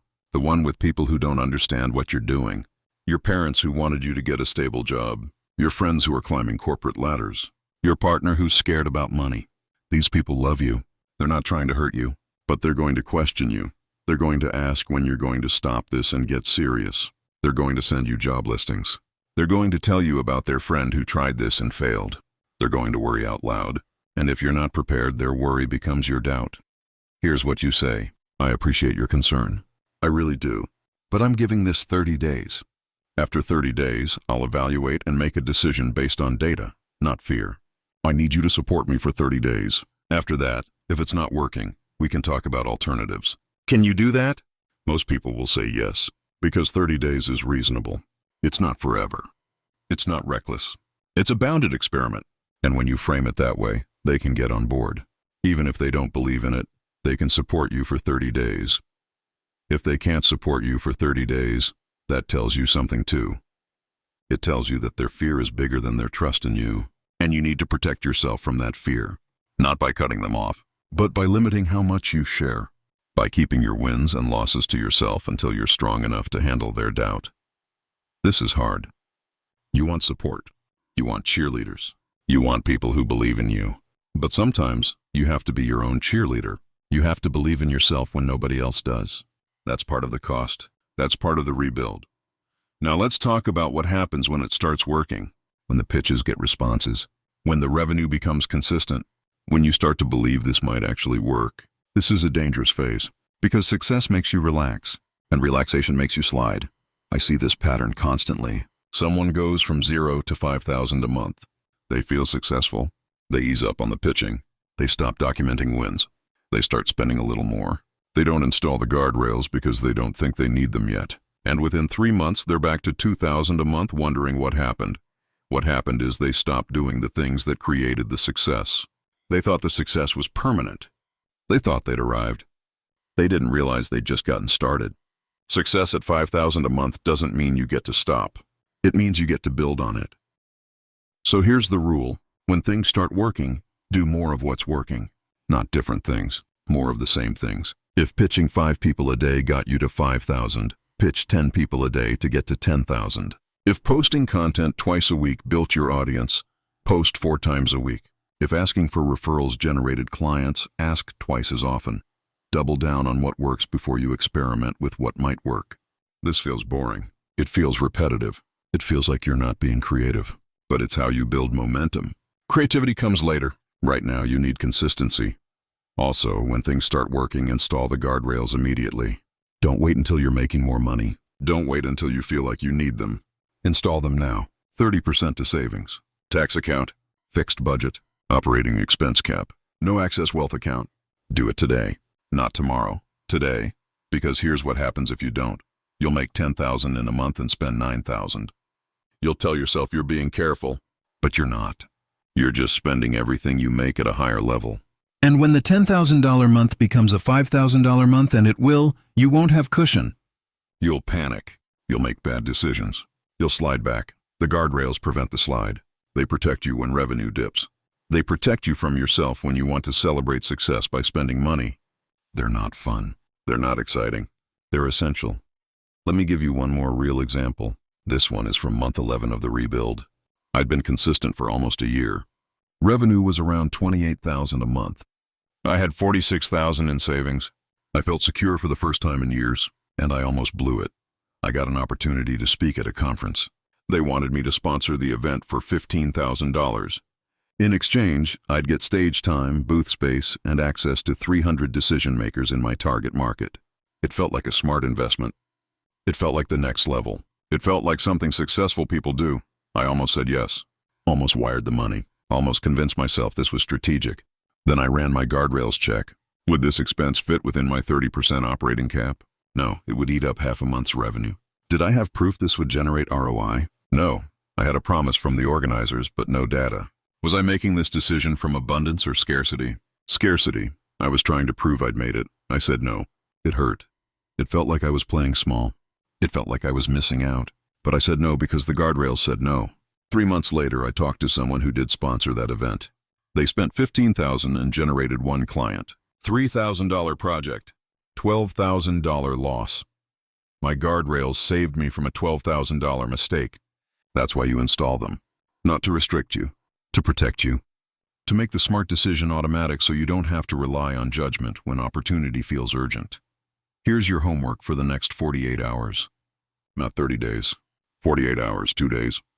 You're going to do 3 things. Just 3. First, you're going to make your inventory lists. Skills, access, proof. Write until you have at least 10 items in each category. This will take you 1 hour. Do it today. Do it now if you can. Don't wait. Second, you're going to identify 3 people you could pitch in the next week. People who know you. People who have a problem you could solve. People who might say yes. Write their names down. Write why they'd care about your offer. This will take you 30 minutes. Third, you're going to draft 1 pitch message. Use the template I gave you earlier. Modify it for your situation. Make it personal. Make it clear. Make it about them, not you. This will take you 30 minutes. Don't send it yet. Just write it. Let it sit overnight. Edit it tomorrow. Send it tomorrow. 3 tasks. 2 hours total. 48 hours to complete. Can you do that? Yes, you can, so do it. Because everything changes when you start moving. And movement starts with these 3 tasks. If you do these 3 things in the next 48 hours, you're further along than 90% of people who listen to this audiobook. Most people will listen, feel inspired, and do nothing.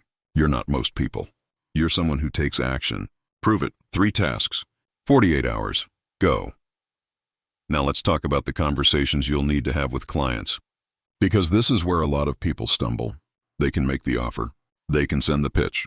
But when someone says yes, they freeze. They don't know what to say. They don't know how to ask for money. They don't know how to set expectations. So let me give you the exact scripts. Script 1 is the yes response. Someone replied to your pitch and said they're interested. Here's what you say. That's great. I'm excited to help. Let me make sure we're aligned. You need result, they mentioned. I'll deliver specific deliverable in specific time frame. The investment is priced, due upfront via payment method. I'll send an invoice today and we can start as soon as payment clears. Does that work? That's it. You confirmed the need. You stated what you're delivering. You stated the price and terms. You asked for confirmation. No apologies. No hedging. No giving them 14 options. Just clear next steps. Script 2 is the price objection. Someone says they're interested, but the price is too high. Here's what you say. I understand. Let me ask you this. If we solve problem, what would that be worth to you? And what would it cost you to not solve it? Then pause. Let them answer. Most of the time, when people do the math, they realize the price is fair. If they still object, say, I appreciate that. This might not be the right fit right now. If anything changes, let me know. Then move on. Don't negotiate. Don't discount. Don't chase. Script 3 is the scope creep prevention. This happens during delivery. The client asks for something outside the original agreement. Here's what you say. I'd be happy to help with that. Just so I'm clear, that's outside the scope of what we agreed to. I can add it for additional price or we can table it for a future project. Which would you prefer? This protects your time and trains the client that your boundaries are real. Script 4 is the ask for referral. You delivered great work. The client is happy. Now you ask, I'm so glad this was helpful. Quick question. Do you know anyone else who might benefit from this kind of work? I have capacity for number more clients this month. Then pause. Let them think. If they give you a name, say, would you mind making an introduction? I'll take it from there. Make it easy for them. Script 5 is the testimonial request. After you get a referral or finish a project, you say, I'd love to share your results with others who are facing the same challenge. Would you be comfortable if I mentioned that you achieved specific result after we worked together? If they say yes, follow up with, could you put that in writing? Just a few sentences about what changed. People trust peer experiences more than they trust me. This gets you proof you can use in future pitches. These scripts remove the guesswork. You don't have to improvise. You don't have to figure it out in the moment. You just use the script. Over time, you'll adapt them to your voice. But for now, just use them as written. They work.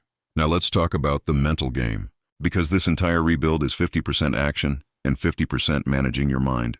You can have the perfect strategy and still fail if your mind sabotages you. So here are the 5 mental traps and how to avoid them. Trap 1 is comparison. You look at other people who are further along and you feel like you're failing. They have bigger audiences, more clients, more revenue, better results. And you're just starting. This trap makes you quit before you build momentum. The antidote is to compare yourself to where you were, not where others are. Are you further along than last month, than last week, than yesterday? Yes. Then you're winning. Trap 2 is perfectionism. You won't send the pitch until it's perfect. You won't launch the offer until it's polished. You won't post content until it's brilliant. Perfectionism feels like high standards. It's actually fear disguised as quality control. The antidote is to embrace messy action. Done beats perfect. Sent beats polished. Published beats brilliant. You can't improve what doesn't exist. Trap 3 is seeking permission. You're waiting for someone to tell you it's okay to do this. You're waiting for validation. You're waiting for a sign. Permission never comes, or it comes too late. The antidote is to give yourself permission. You don't need anyone's approval to solve problems and get paid. You just need to decide you're doing it. Trap 4 is all or nothing thinking. You had a bad day, so the whole week is ruined. You got 1 rejection, so your offer must be broken. You skipped 1 pitch session, so you're a failure. This trap makes small problems feel catastrophic. The antidote is to zoom out. One bad day is just one day. One rejection is just one data point. One skip is just one miss. The trend matters, not the moment. Trap 5 is the arrival fallacy. You think you'll feel successful when you hit $10,000 a month, or when you have $50,000 in savings, or when you don't have to worry about money. But you hit those milestones and you still feel anxious, because the feeling you're chasing isn't at a number. It's in the process. The antidote is to celebrate small wins now. Don't wait until you arrive. Enjoy the building. These traps are subtle. They don't announce themselves. They just whisper in your mind until you believe them. The key is to catch them early. When you notice comparison, comparison is happening right now. Name it.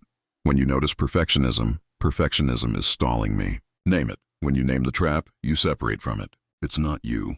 It's just a pattern. And patterns can be changed. Let me show you what this looks like in practice. Here's a real conversation I had with myself in month 3. I was at about $6,000 a month in revenue. I saw someone on Twitter who'd just crossed $50,000 a month. Same industry, similar background. They'd been building for 3 years. I'd been building for 3 months. Logically, I knew I shouldn't compare. Emotionally, I felt like a failure. My brain said, "You're so far behind. You should be further along. This isn't working. You're never going to catch up." That was the comparison trap, loud and convincing. Here's what I did. I opened my wins document, looked at where I was 3 months ago, $847. Eviction notice, living in my car. Now I had $6,000 a month in revenue and $18,000 in savings. That was progress. Massive progress. The person on Twitter wasn't my benchmark. My past self was. Trap neutralized. Here's another example from month 8. I'd drafted a post about my story, read it 20 times, edited it 40 times, never posted it. It didn't feel ready. It didn't feel polished. It didn't feel good enough. That was perfectionism. My brain said, if you post this and it's not perfect, people will judge you. They'll think you're amateur. They'll question your credibility. You need to wait. That's the perfectionism trap. It sounds like wisdom. Here's what I did. I set a timer for 5 minutes, edited one more time, posted it when the timer went off. No more thinking, no more editing, just posted. The post got 87 replies. 12 people asked to work with me. 3 became clients. 13,000 in revenue from an imperfect post. Trap neutralized. One more example from month 13. I'd been invited to speak at a virtual summit. Free event. No sponsor fee. Just 30 minutes of my time. But I kept putting off the decision. I didn't feel like an expert. I didn't feel like I had permission to be on a stage with people who'd been doing this longer. That was the permission trap. My brain said, who are you to speak at this event? You're only 13 months in. These people have been building for years. They're going to see right through you. You haven't earned this yet. That's the permission trap. It sounds like humility. Here's what I did. I asked myself one question. Do I have something valuable to teach? Yes. I'd gone from $847 to $30,000 a month in 13 months. That was valuable. Did I need anyone's permission to share that? No, I gave myself permission. Said yes to the summit. Delivered the talk. Got 43 sign-ups for my email list. 6 of them became clients. Trap neutralized. See the pattern? The traps aren't logical. They're emotional. And you can't logic your way out of an emotional trap. You have to feel it, name it, and act anyway. Feel the comparison. Name it, act anyway. Feel the perfectionism. Name it, act anyway. Feel the need for permission. Name it, act anyway. The feeling doesn't have to go away. You just have to move forward anyway. Now let's talk about what to do when someone you trust tells you to quit, because it will happen. Someone who loves you will sit you down and say they're worried. They'll say this isn't sustainable. They'll say you should get a real job. They'll say you're risking too much. And part of you will wonder if they're right. Here's what you need to understand. They're not seeing what you see. They're seeing the risk. You're seeing the possibility. They're seeing what you might lose. You're seeing what you might build. They're operating from fear. You're operating from evidence. These are different lenses. Neither is wrong. They're just different. When someone tells you to quit, don't argue. Don't try to convince them. Don't defend your choice. Just say this. I hear you. I know you're worried, but I'm going to keep going for now. I'll reevaluate in time frame. Can you support me until then, even if you don't agree? Most of the time, they'll say yes, because they don't actually want you to quit. They just want you to be safe. And when you show them you're making intentional decisions, not reckless ones, they relax. They might not believe in your plan, but they can believe in your process. If they can't support you, even temporarily, then you have a relationship issue, not a business issue. And you need to decide if their approval is more important than your autonomy. Sometimes it is, sometimes it's not. But that's a choice you have to make consciously, not by default. Here's what I know after 19 months of rebuilding. The people who tell you to quit are usually the ones who never started. The people who tell you it's too risky are usually the ones who played it safe and regretted it. The people who tell you to be realistic are usually the ones who gave up on their dreams. You don't have to take advice from people who haven't done what you're trying to do. Take advice from people who've rebuilt, people who've failed and gotten back up, people who've been broke and became wealthy, people who have evidence, not opinions. Those are your mentors. Everyone else is just noise. Now let's talk about the moment you realize it's working. Not hoping it's working, not thinking it might work, knowing it's working. This moment comes differently for everyone. For me, it came in month 7. I was sitting in a coffee shop. Same coffee shop where I used to charge my phone without buying anything. This time I had money. I could buy coffee. I could buy food. I could sit there all day if I wanted. But that's not what made me realize it was working. What made me realize was this. My laptop was open. I was looking at my pipeline. I had 11 active clients, 6 people in conversations about working together, 3 people who'd referred others to me. And I wasn't panicking. I wasn't hustling. I wasn't terrified. I was just working, calmly, strategically, like someone who knew what they were doing. That was the moment. Not the revenue, not the savings, the calm, the shift from panic to process. That's when I knew it was working. Because building wealth isn't about making a lot of money once. It's about building systems that make money consistently. And I'd built the systems. You'll have your moment too. It might be when you hit a revenue milestone. It might be when a client gives you an unsolicited testimonial. It might be when you realize you haven't checked your bank account in 3 days because you're not scared anymore. It might be when you catch yourself teaching someone else what you learned. Whatever it is, you'll know. And when you know, write it down. That's your proof. That's your evidence. That's what you return to when doubt creeps back in. Because doubt will creep back in, even after it's working, even after you've proven it. Your brain will still try to convince you it won't last, that you're lucky, that you're one mistake away from losing everything. That's normal. That's human. That's the voice you've been listening to your whole life. It doesn't go away. You just learn to hear it and move forward anyway. Here's the final piece, the piece most people miss. After you rebuild, after you stabilize, after you succeed, you have a choice. You can keep the lessons to yourself, or you can teach them. You can treat your comeback like a private victory, or you can turn it into a public blueprint. I chose to teach, not because I'm generous, because it's profitable, because people who are where I was will pay to learn what I learned, because my pain has value, because struggle is currency if you know how to package it. This is how you turn 19 months of rebuilding into 19 years of income. You document what you did. You create a methodology. You teach others. You get paid for the same lesson over and over. Your rebuild becomes your business model. Your rock bottom becomes your launchpad. So start documenting now. Even if you're only on day 3 of the 30-day blueprint, write down what you're learning. Write down what's working. Write down what's not. Write down the conversations, the wins, the fears, all of it. Because 6 months from now, when someone asks how you did it, you'll have receipts. You'll have a story. You'll have a product. That's the full cycle. Fall, rebuild, document, teach, get paid. This is how rock bottom becomes a launch pad. Not by hiding the fall. By showing others how to rebuild. Not by pretending it was easy. By proving it's possible, you have everything you need. You have the blueprint. You have the scripts. You have the micro challenges. You have the relapse protocol. You have the mental traps and how to avoid them. You have the proof that this works. Now you just need to use it. 60 days from now, you'll be somewhere different. The only question is whether you'll be further along or still stuck. Whether you took action or stayed comfortable. Whether you launched or stayed grounded. Rock bottom is a launch pad. But only if you ignite. Only if you push off. Only if you stop seeing it as the end and start seeing it as the beginning. I promoted it for 2 weeks. Posted about it daily. Sent emails to my list. Messaged past clients. Launch day came. I got 2 signups. 2, not 15. 2, $2,400 instead of $18,000. I was devastated. I'd spent 3 weeks building something nobody wanted.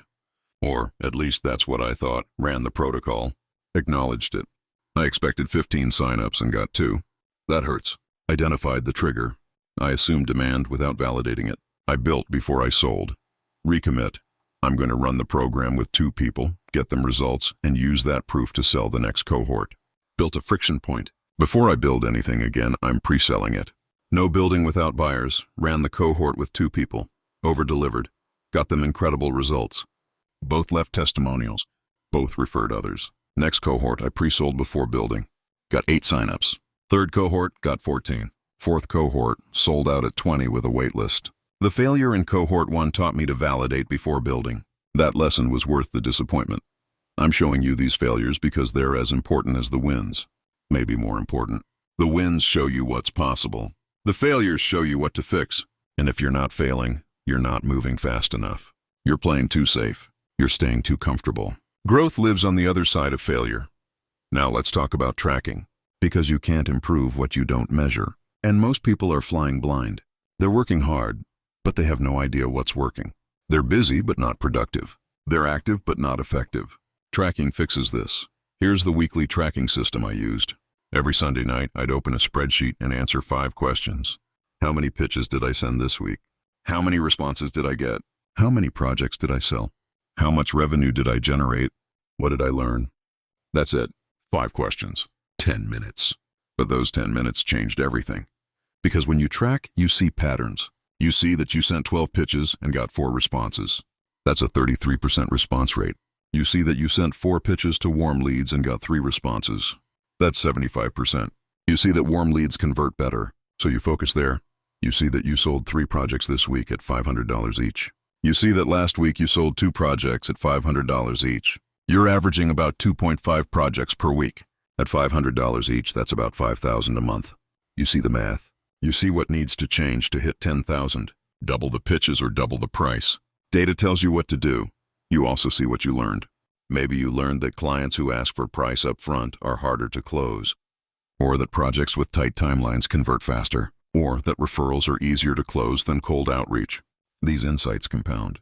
Week 1, you learn 1 thing. Week 10, you've learned 10 things. Week 50, you've learned 50 things. The gap between you and someone just starting isn't talent. It's accumulated insight. Track weekly for the first 90 days. Then track monthly. Then track quarterly. But never stop tracking. Because the moment you stop measuring, you start drifting. You start guessing. You start doing what feels good instead of what works. Tracking keeps you honest. Here's the monthly tracking system I added in month 4. Same 5 questions as the weekly tracker, but zoomed out. How many pitches this month? How many responses? How many projects sold? How much revenue?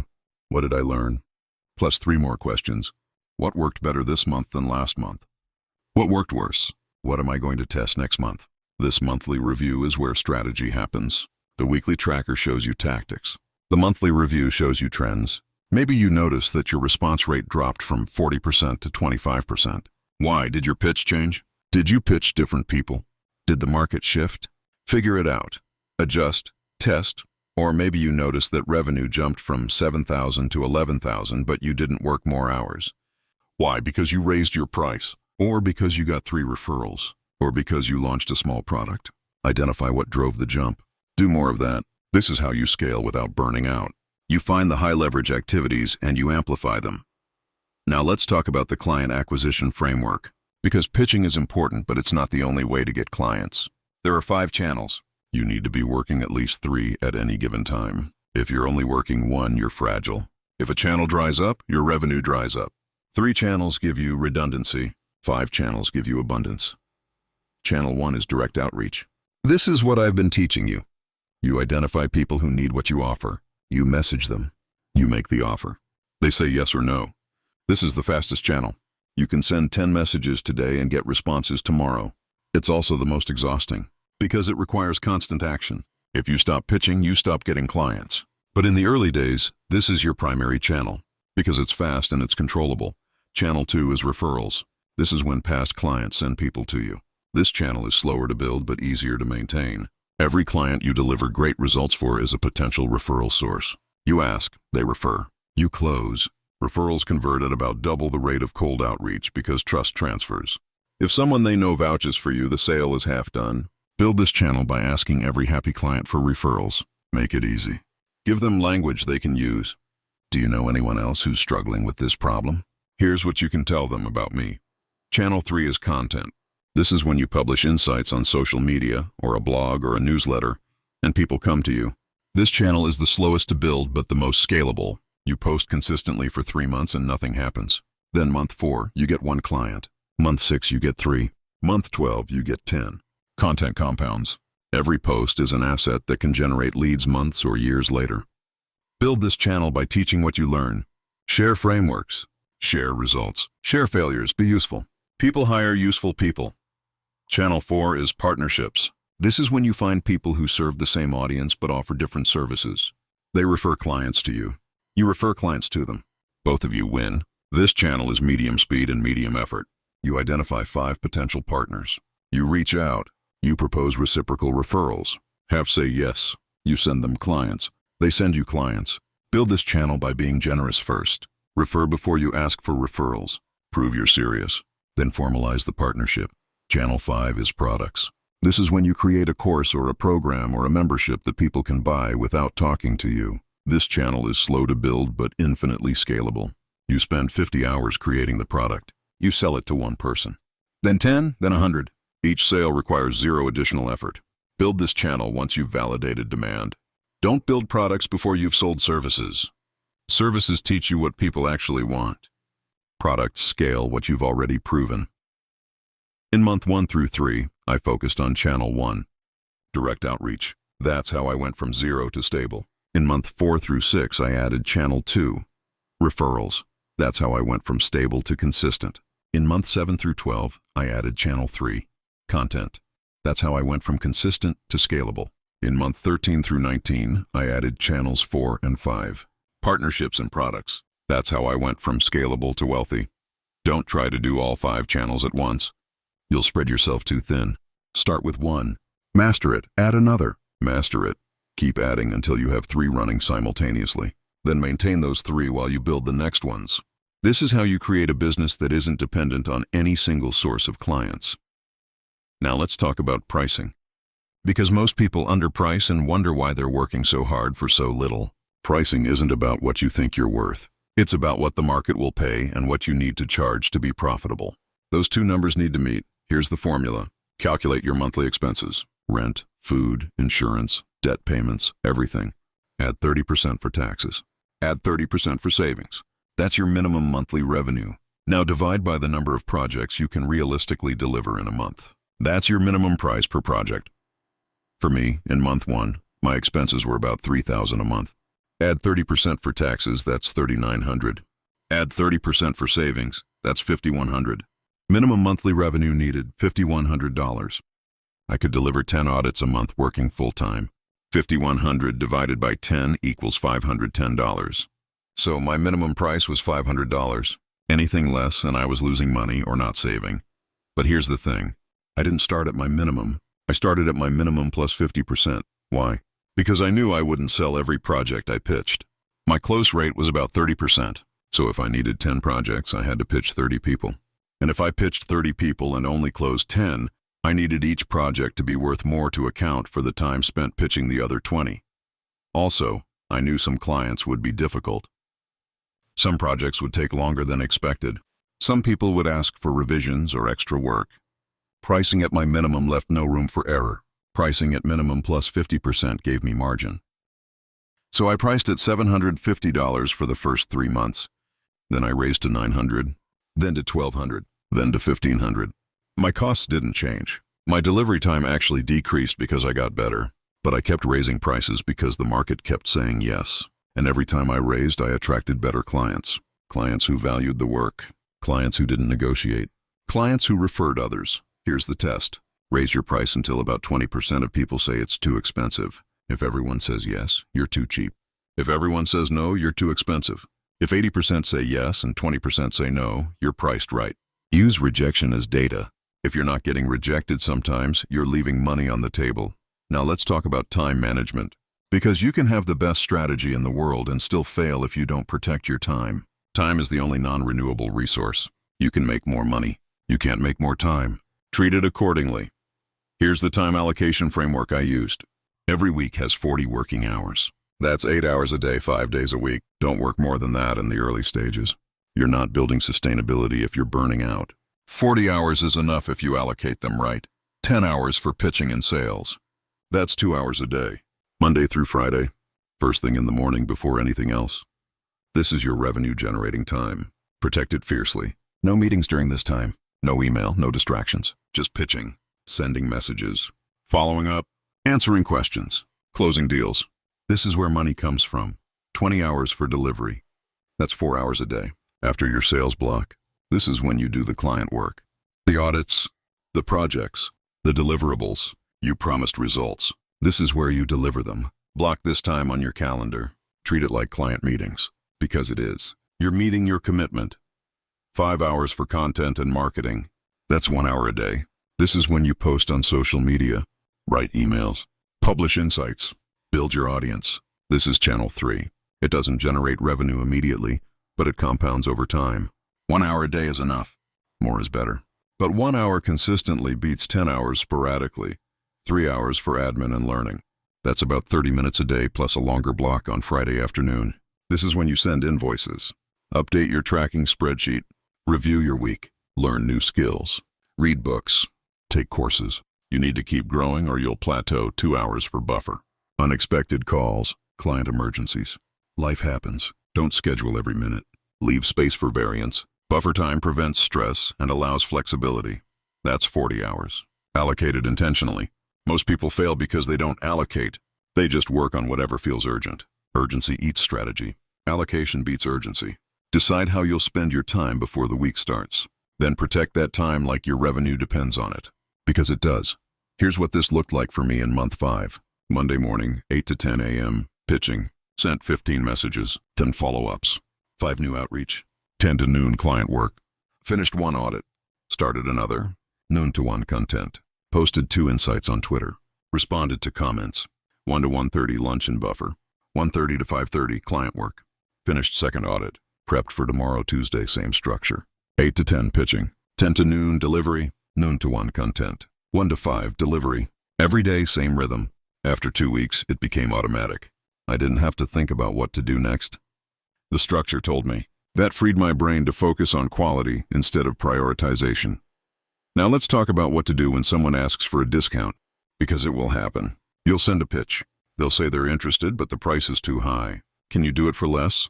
This is where most people cave. They discount immediately because they're scared of losing the sale. Don't do that. Here's the script. I appreciate you asking. Help me understand something. If we solve problem for you, what would that be worth to your business? Pause. Let them answer. They'll usually say a number that's 5 to 10 times your price. Then you say, and what would it cost you to not solve it? Pause again. They'll say another number that's even higher. Then you say, so it sounds like the value is there. The question is whether now is the right time. Is it timing or is it something else? This reframe does 2 things. First, it makes them justify the value to themselves. You're not convincing them. They're convincing themselves. Second, it separates price objections from timing objections. Most people who say it's too expensive actually mean it's not a priority right now. Once you understand that, you can address it. If it's truly a price issue, don't discount. Instead, offer a smaller scope. You can't afford the full audit? How about a 30-minute consultation for $100? If that's valuable, we can talk about the full project later. This protects your pricing and gives them a low-risk way to experience your value. Half the time, they'll buy the small thing, love it, and upgrade to the big thing. If they still can't afford anything, wish them well and move on. Don't chase. Don't convince. Don't beg. Just say, I understand. If anything changes, let me know. I'd love to help when the timing is right. Then pitch the next person. Abundance mindset means you don't need every sale. You need the right sales. Now let's talk about delivering exceptional work. Because pricing and positioning matter, but results matter more. You can have perfect marketing and lose clients if your work is mediocre. You can have mediocre marketing and win clients forever if your work is exceptional. Always biased toward over-delivering on the work. Here's the delivery framework I used. When a client says yes, I send them a welcome document. This document explains the process, what I need from them, what they'll get from me, when they'll get it, what happens next. This sets expectations and prevents confusion. Nobody wants to wonder what's happening. Clarity builds trust. Then I do a kickoff call. 15 minutes. We align on goals. I ask questions. I listen. I take notes. I confirm I understand what success looks like. This isn't about me talking. It's about me understanding. The more I understand, the better I deliver. Then I do the work. I use my templates and systems. I don't reinvent the wheel every time, but I customize based on what I learned in the kickoff. Generic work is forgettable. Customized work is remarkable. I aim for remarkable, then I deliver early. If I promised 7 days, I deliver in 5. If I promised a 30-day plan, I deliver 40 days. I underpromise and overdeliver. Not by a lot, just by enough that they notice. Early delivery signals that I respect their time. It signals that I'm not scrambling. It signals that I'm professional. Then I do a delivery call. I walk them through the work. I explain the recommendations. I answer questions. I make sure they understand everything, because work they don't understand is work they won't implement, and work they don't implement doesn't create results. And clients without results don't refer others. Then I follow up 2 weeks later. How's it going? Any questions? Any wins? This check-in shows I care about their results, not just their payment. Half the time, they've hit a roadblock and need 5 minutes of guidance. I give it. They move forward. They get results. They remember that I helped even after the project ended. This process takes more time than just sending a deliverable and disappearing. But it creates clients who rave about you, clients who refer others, clients who come back for more. One exceptional client is worth 10 mediocre clients. Optimize for exceptional. Now let's talk about what to do in month 3 through 6. Because this is where most people plateau. They get to 5,000 or 7,000 a month and they stay there. They're not broke anymore, so the urgency fades. They're not wealthy yet, so the systems aren't automated. They're stuck in the middle. Here's how to break through. Month 3 is when you audit your offer. You've delivered 10 to 20 projects. You have data now. Which projects were profitable? Which were a pain? Which clients were great? Which were difficult? Look at the patterns, then refine your offer. Drop the stuff that doesn't work. Double down on what does. If every client asks for the same additional thing, add it to the core offer. If nobody uses a certain deliverable, remove it. Your offer should evolve based on what the market actually wants, not what you think they want. Month 4 is when you systematize delivery. By now you've delivered the same thing 20 times. You know the process. Document it. Turn it into a checklist. Turn it into templates. Turn it into a system someone else could follow. Even if you're not ready to hire, document like you are. Because when you do hire, you'll need this. And documenting forces you to clarify your thinking. Messy processes stay messy in your head. Documented processes reveal inefficiencies. Month 5 is when you raise your prices. You've proven the offer works. You've created happy clients. You've built a reputation. Now you charge what you're worth. Raise by 20 to 30%. Test the market.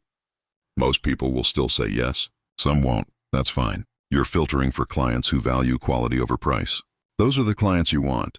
Month 6 is when you diversify your client acquisition. You've been doing mostly direct outreach. Now add another channel. Start posting content. Or start asking for referrals systematically. Or start building partnerships. Don't abandon outreach. Just add something else. Strategy is deciding what you're known for. Not everything. One thing. For me, it was marketing audits. I could do other things. Consulting, coaching, implementation. But I led with audits. Every post mentioned audits. Every pitch offered audits. Every testimonial talked about audits. I became the audit person. When someone needed an audit, they thought of me. That clarity created demand. Strategy is deciding how you're different, not better, different. For me, it was speed and documentation. Most consultants take weeks. I delivered in days. Most consultants talk through recommendations. I documented everything. Clear action plans, step-by-step instructions. You could hand my deliverable to an intern and they could execute. That difference mattered to busy founders who didn't have time to decode generic advice. Strategy is deciding what you're building toward. Not just this month, long term. For me, it was building a methodology I could teach. I knew I didn't want to deliver audits forever. I wanted to teach people how to do their own audits. So everything I learned, I documented. Everything I did, I systemized. By month 12, I had a complete methodology. By month 14, I was teaching it. The strategy was always to turn doing into teaching.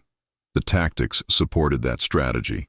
If you don't have clarity on these 4 things, who you serve, what you're known for, how you're different, what you're building toward, you'll chase tactics forever. You'll try everything. You'll master nothing. You'll stay busy, but not build momentum. Strategy gives you a filter. Every opportunity that comes your way, you ask, does this serve my target market? Does this reinforce what I'm known for? Does this highlight my difference? Does this move me toward my long-term goal? If the answer is yes, do it. If the answer is no, skip it. Strategy is knowing what to say no to. Now let's talk about the moment when you realize you've built something real. For me, that moment came in month 14. I was sitting at my desk. It was a Tuesday morning. I checked my email. 3 people had bought my course overnight. $1,600 in revenue. While I was sleeping. Nobody emailed me. Nobody called me. Nobody asked questions. They just bought. That was the moment I knew I'd crossed from trading time for money to building assets that worked without me. I'd made money while sleeping before. Clients had sent payments at night. But that was for work I still had to deliver. This was different. I'd built the course once. Now it sold on repeat. The work was done. The revenue kept coming. That's the difference between a job and a business. A job requires your time. A business uses your systems. That moment is waiting for you, not in month 1, not in month 3, but it's coming.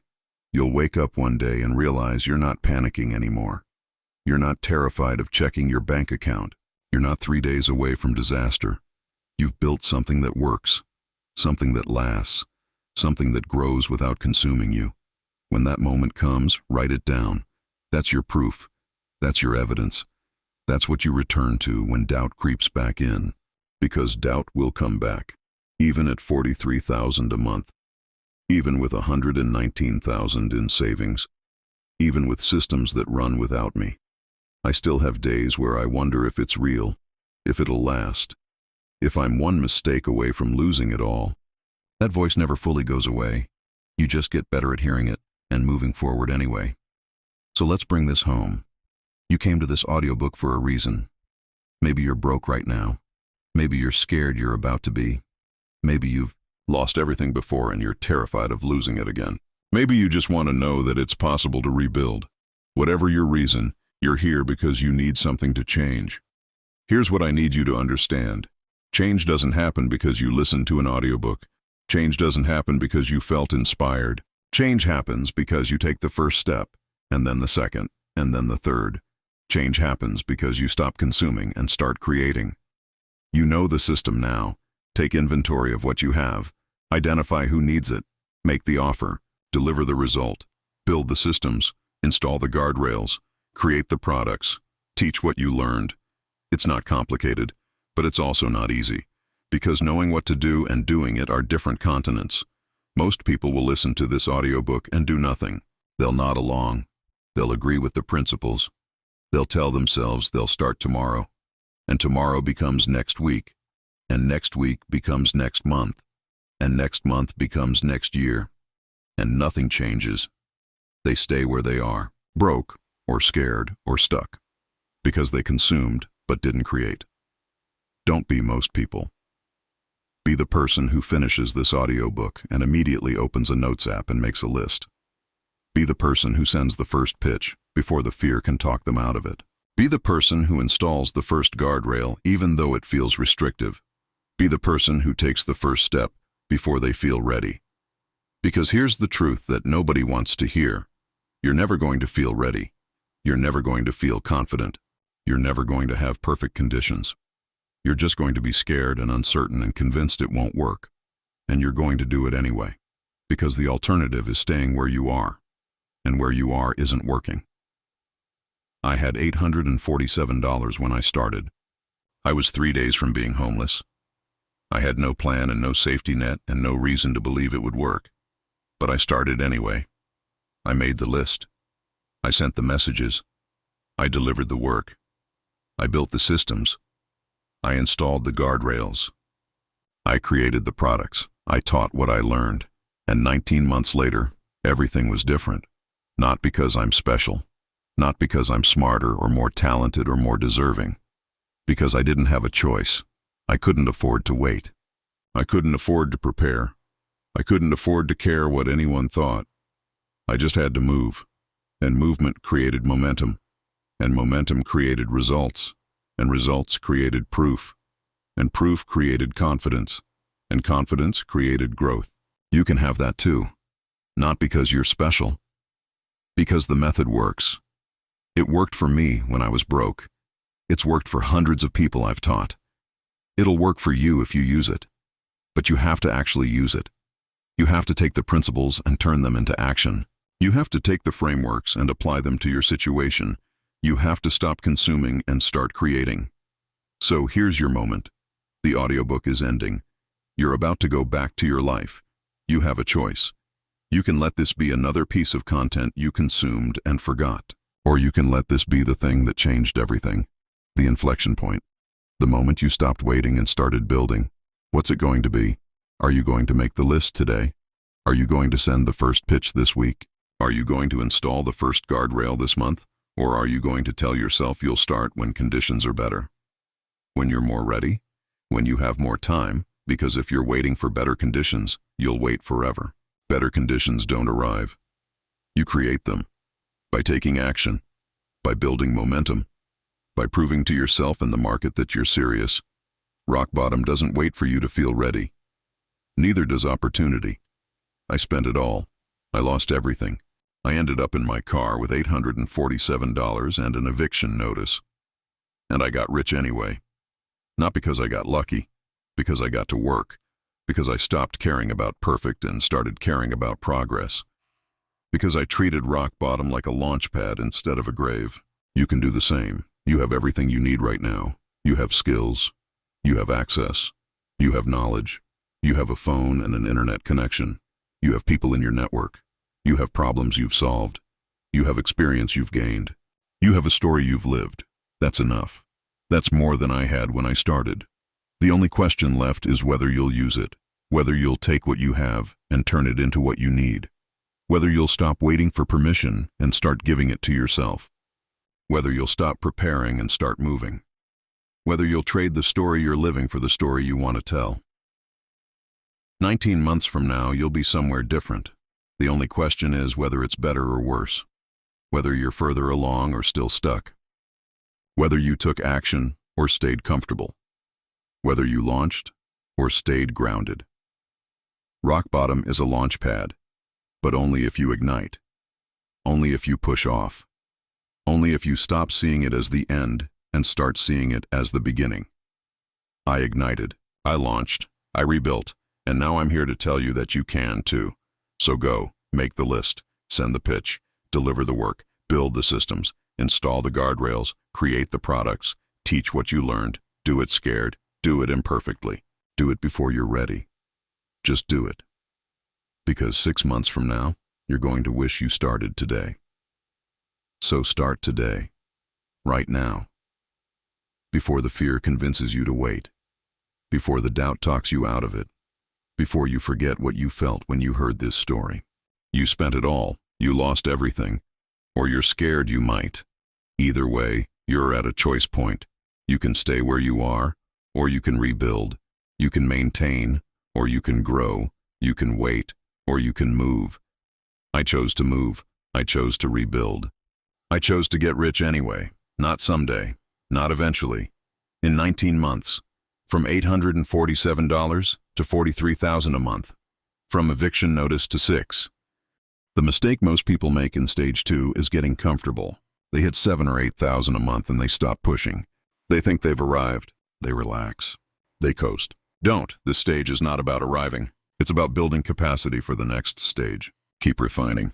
Keep improving. Keep testing. Get yourself to a place where 10,000 a month feels easy. Then move to stage 3. Stage 3 is scaling. This is month 10 through 18. Your goal is to multiply revenue without multiplying hours. You're making 10 to 15,000 a month consistently. Now you need to add leverage. Hire people. Build products. Create content systems. Add partnerships. Automate delivery. This is when you shift from doing the work to building systems that do the work. In this stage, you'll feel overwhelmed. There's so much to do. So many opportunities. So many directions you could go. That's normal. Focus matters more than ever. Don't chase every opportunity. Just pick the highest leverage activity and go deep. For most people, that's either hiring someone to handle delivery or creating a product that scales without you. Pick one, master it, then add the next.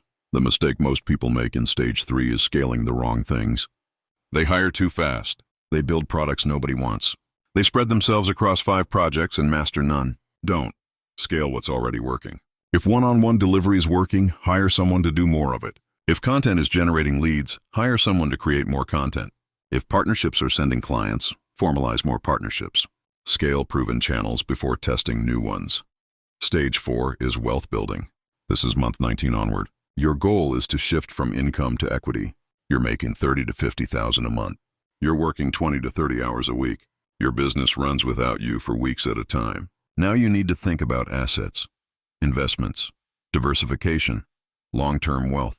This is when you stop optimizing the business and start building the portfolio. In this stage, you'll feel like you should be working harder. Everyone is hustling. You're working part-time. That feels wrong. It's not. You've built leverage. That's the goal. Don't sabotage it by filling your time with busy work. Protect your leverage. Use your time to learn about investing, about real estate, about building wealth outside the business. Because businesses are great for generating income, but wealth comes from owning appreciating assets. The mistake most people make in stage 4 is thinking they're done. They're not. They've built a great income, but income can disappear. Wealth lasts. This is when you take the money you're making and deploy it into things that compound. Index funds, real estate, other businesses. You're not building one income stream anymore. You're building 5. This is how you go from rich to wealthy. Right now, you're probably in stage 0 or stage 1. That's fine. Everyone starts there. The key is knowing where you are and what that stage requires. Don't try to do stage 3 activities when you're in stage 1. Don't stay in stage 1 activities when you're ready for stage 2. Move through the stages intentionally. Master each one before moving to the next. Now let me give you the seasonal strategy framework. Because your business doesn't operate in a vacuum. It operates in a market that has rhythms, quarters, seasons, buying cycles. If you understand these rhythms, you can use them. If you ignore them, you'll wonder why some months are feast and others are famine. Quarter 1 is January through March. This is when people have budgets. They have goals. They have energy. This is the best time to pitch new clients. Everyone is trying to start the year strong. They're looking for help. They're willing to invest. Your close rate in Q1 will be higher than any other quarter. Use this. Send more pitches in January than any other month. Launch new offers in February. Push hard in March before the momentum fades. In Q1, I typically do 30 to 40% of my annual revenue. Not because I work harder, because the market is more ready to buy. I ride the wave. You should too. Quarter 2 is April through June. This is when things slow down. People spent in Q1. Now they're executing. They're busy. They're less responsive. Your close rate will drop. Your pipeline will thin. This is normal. This is not the time to panic. This is the time to focus on delivery and content. Serve the clients you closed in Q1. Build your audience.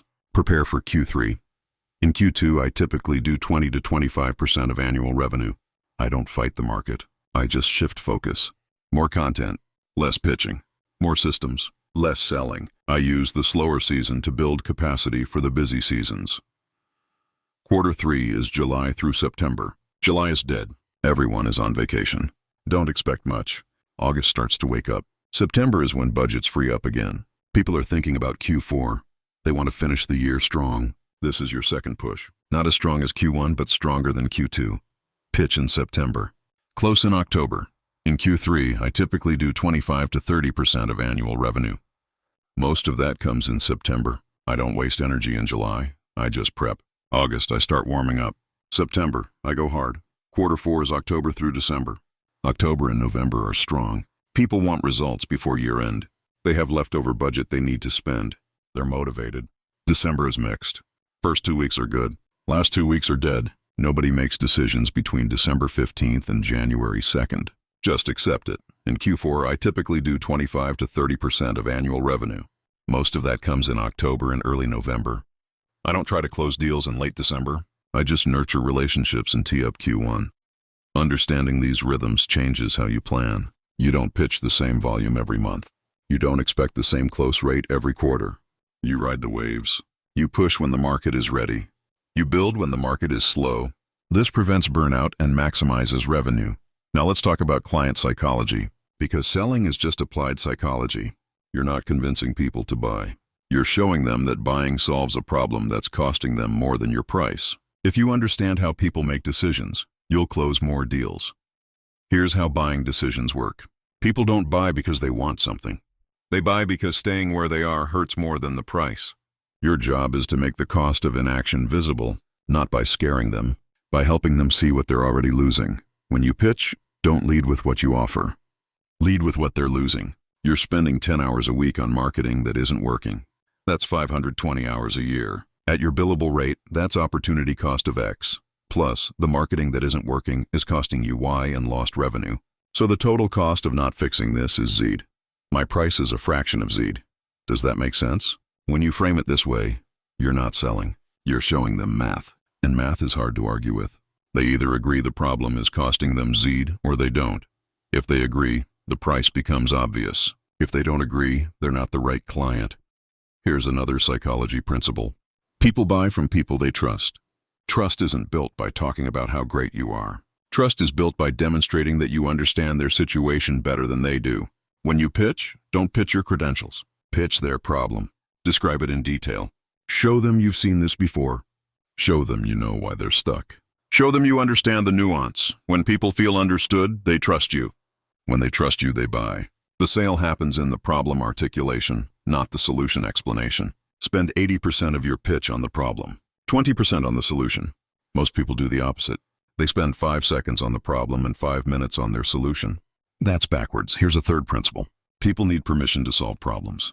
Sounds weird, but it's true. Most people know they have a problem. They just don't know if it's okay to invest in solving it. They're waiting for permission. You give them that permission by saying, "This is fixable. It's not as complicated as you think. Here's what we'll do. Here's when you'll see results. Here's what it costs. You're not broken. You just need the right system." That permission is powerful.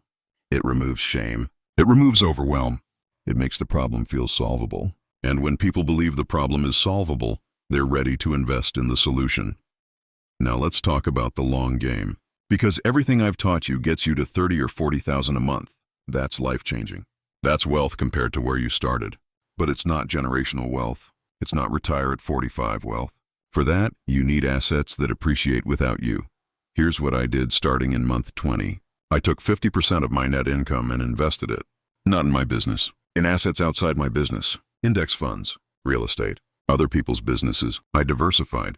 Because businesses are volatile, markets are less volatile. Real estate is even less volatile. I wanted a portfolio that could survive me making mistakes in the business. Within 2 years, I had $230,000 in investments outside the business. That money was compounding at 7 to 10% annually. That's $16,000 to $23,000 a year in passive growth. Not income I had to work for. Growth that happened automatically. That's wealth. If you're in stage 1 or 2, ignore this. Just focus on getting to stable income. But if you're in stage 3 or 4, start thinking about this now.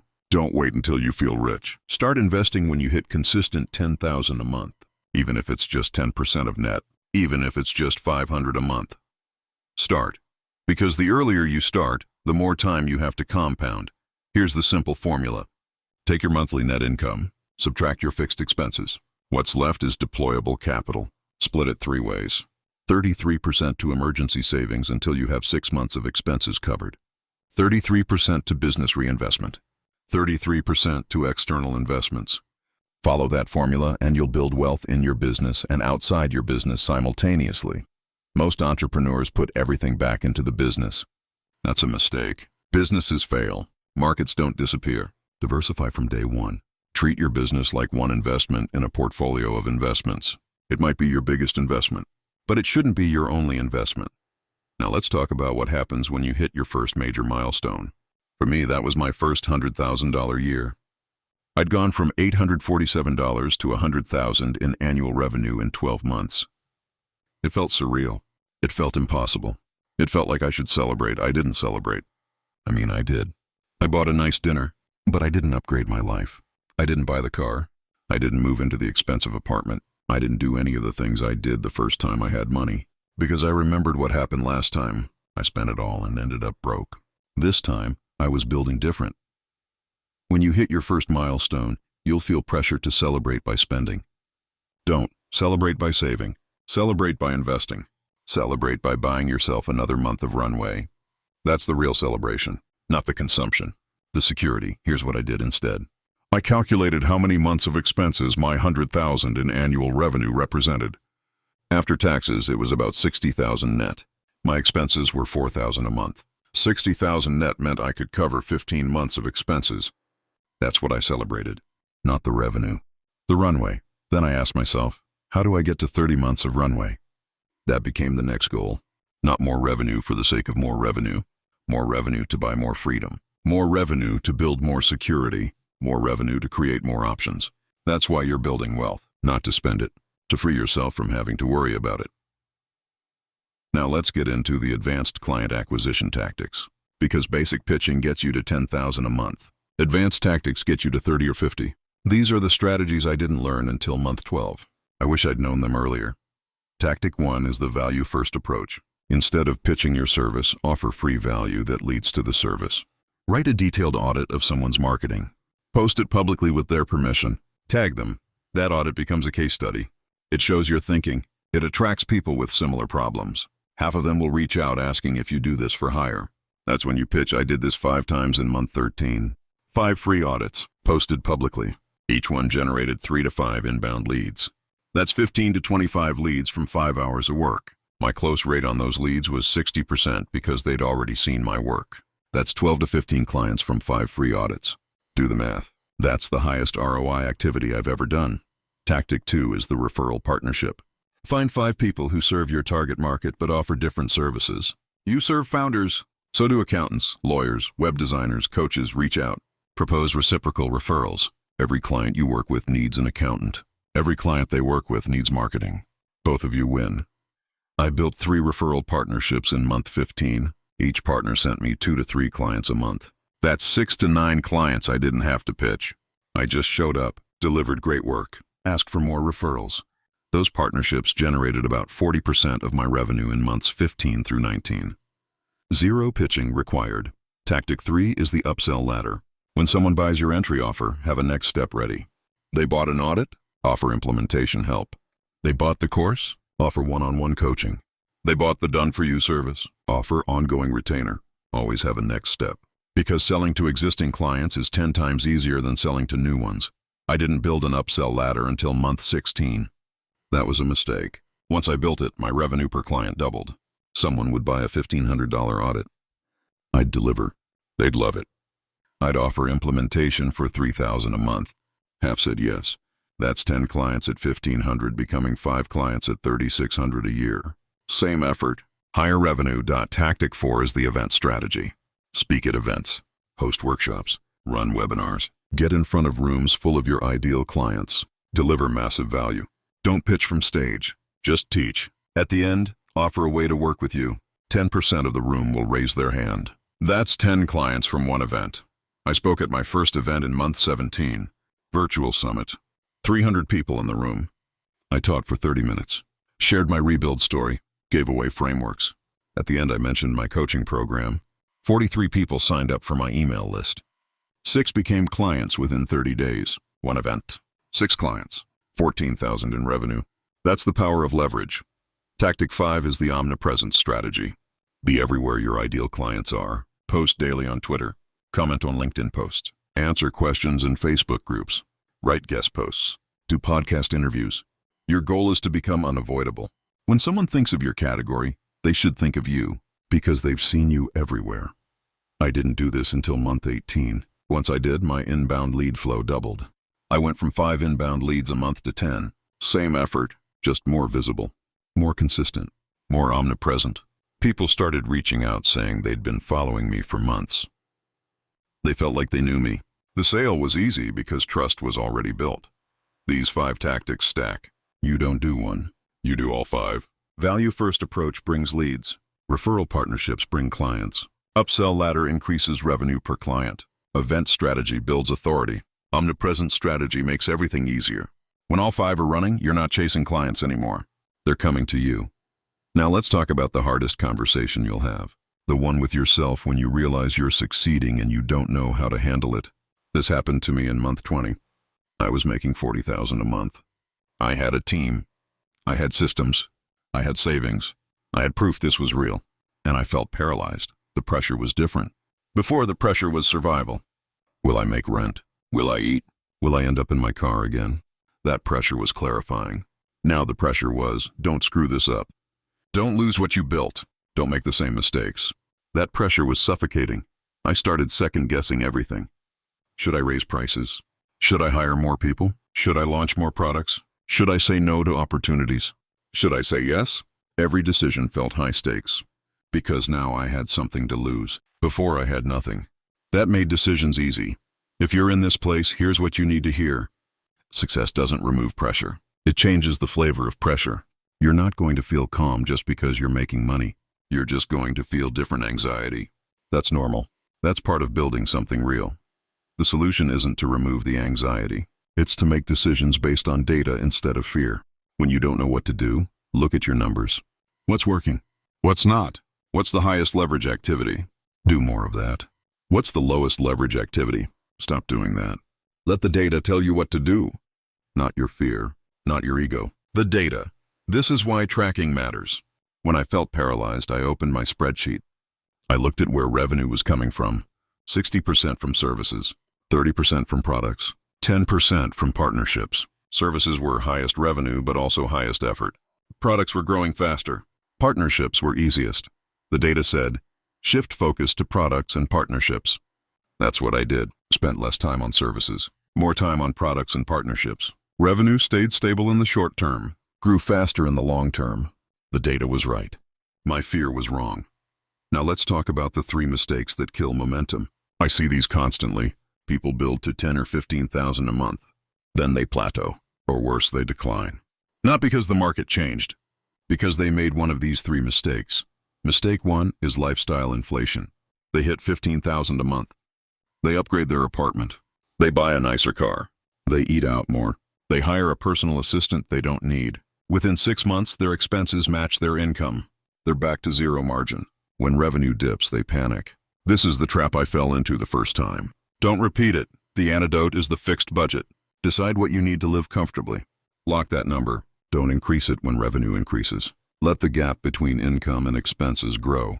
That gap is your freedom. That gap is your security. That gap is what lets you take risks and try new things without fear. Mistake 2 is complexity addiction. They hit 15,000 a month with a simple offer. Then they add 5 more offers. They add 3 more products. They add 2 more service tiers. They build a complicated funnel. They create a membership. They launch a podcast. They spread themselves across 10 projects. Revenue doesn't grow. It just gets more complicated. The antidote is subtraction. Look at everything you're doing. What's generating revenue? What's generating leads? What's generating referrals? Keep those. Cut everything else. Ruthlessly. You don't need 10 offers. You need 1 great offer and 1 upsell. That's it. Simple scales. Complicated stalls. Mistake 3 is isolation. They hit 15,000 a month and they stop learning. They stop networking. They stop investing in themselves. They think they've figured it out. They stop growing. The market moves forward. They stay still. 6 months later, they're irrelevant. Their tactics don't work anymore. Their positioning is stale. Their competition passed them. The antidote is perpetual learning. Spend 5 hours a week learning. Read books. Take courses. Join masterminds. Hire coaches. Stay sharp. Stay growing. Stay ahead. The moment you stop learning, you start declining. It's not dramatic. It's gradual. But it's inevitable. Avoid these 3 mistakes and you'll keep growing. Make any of these mistakes and you'll plateau. Make all 3 and you'll decline. Watch for them. Catch them early. Correct fast.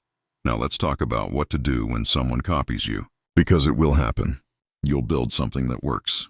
You'll share it publicly. Someone will copy your offer, your positioning, your pricing, even your language. You'll feel violated. You'll feel angry. You'll want to call them out. Don't. Here's what I learned. Being copied is proof you're onto something. Nobody copies failure. They copy success. When someone copies you, it means you're leading. They're following. That's good. Let them copy. It doesn't matter, because they can copy your offer, but they can't copy your relationships. They can copy your positioning, but they can't copy your proof. They can copy your words, but they can't copy your story. What makes you valuable isn't your tactics. It's your credibility, your results, your reputation. Those can't be copied. Those are built over time through consistency and delivery. So when someone copies you, just keep building, keep delivering, keep getting results. The copier will fade. The original will compound. I've been copied at least a dozen times. People who took my course and launched identical offers. People who read my content and reposted it word for word. People who stole my frameworks and sold them as their own. It used to make me furious. Now I just see it as confirmation. If they're copying, I'm doing something right. Now let's talk about the moment you'll know you've made it. Not the money moment. The identity moment. The moment where you stop thinking of yourself as someone who's rebuilding and start thinking of yourself as someone who's built. For me, that moment came in month 22. I was having coffee with someone who asked what I do. I said, I teach people how to rebuild after financial failure. They asked how I got into that. I told them my story. $847, eviction notice, 19 months to $43,000 a month. They said, that's incredible. You must be so proud, and I realized I was. Not proud of the money, proud of the rebuild, proud of the systems, proud of the people I'd helped, proud of the proof that rock bottom isn't the end. I wasn't embarrassed anymore. I wasn't hiding anymore. I wasn't pretending I'd always had it figured out. I was just honest about where I'd been and what I'd learned. That's when I knew I'd made it.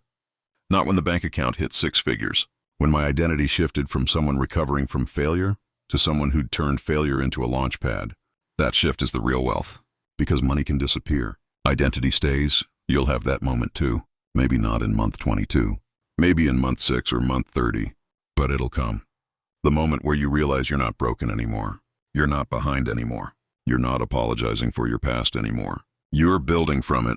That's the transformation this audiobook is really about. So here's the final framework, the one that ties everything together, the one that makes sense of all the tactics and strategies and systems. It's called the rebuild equation. Income minus expenses equals margin. Margin minus fear equals freedom. Freedom minus ego equals wealth. Let's break that down. Income minus expenses equals margin. This is obvious, but most people ignore it. They focus on growing income. They ignore expenses. Then they wonder why they're still stressed. Margin is what matters, not income. Margin. Protect margin first. Grow income second. Margin minus fear equals freedom. You can have margin and still be imprisoned by fear. Fear that it won't last. Fear that you'll lose it. Fear that you're not good enough. Fear that you'll make the same mistakes. That fear consumes the margin. It prevents you from enjoying what you've built. It keeps you trapped. The only way to freedom is to separate margin from fear. And the only way to do that is to build systems that work without you and savings that cover your worst-case scenario. Freedom minus ego equals wealth. You can have freedom and still not be wealthy. If your ego needs validation, if your ego needs to prove something, if your ego needs people to see you winning, then you'll spend your freedom on signaling, on appearances, on impressing people who don't matter. That's not wealth. That's expensive insecurity. Wealth is freedom without the need to prove it. Income minus expenses equals margin. Margin minus fear equals freedom. Freedom minus ego equals wealth. That's the equation. That's the path. That's what you're building. So let's bring this home one final time. You now have everything you need. You have the 30-day blueprint. You have the scripts. You have the frameworks. You have the 4 stages. You have the seasonal strategy. You have the advanced tactics. You have the recovery protocol. You have the mistakes to avoid. You have the equation. The only question left is whether you'll use it. Whether you'll take what you've learned and turn it into action. Whether you'll stop reading and start building. Whether you'll stop planning and start pitching. Whether you'll stop preparing and start delivering. Because here's the brutal truth. Most people won't. Most people will finish this audiobook inspired. They'll feel motivated. They'll intend to start. And then life will happen. Fear will creep in. Doubt will whisper. Excuses will emerge. And they'll do nothing. They'll stay exactly where they are, stuck, scared, waiting for conditions that never come. Don't be most people. Be the 1% who actually does it. Be the person who makes the list today, who sends the pitch tomorrow, who delivers the project next week, who installs the guardrails next month, who builds the systems next quarter. Be the person who turns rock bottom into a launchpad. You have the map. Now walk the path. You have the tools. Now build something. You have the proof. Now create your own. This is your moment. This is your choice. This is your life. Ignite.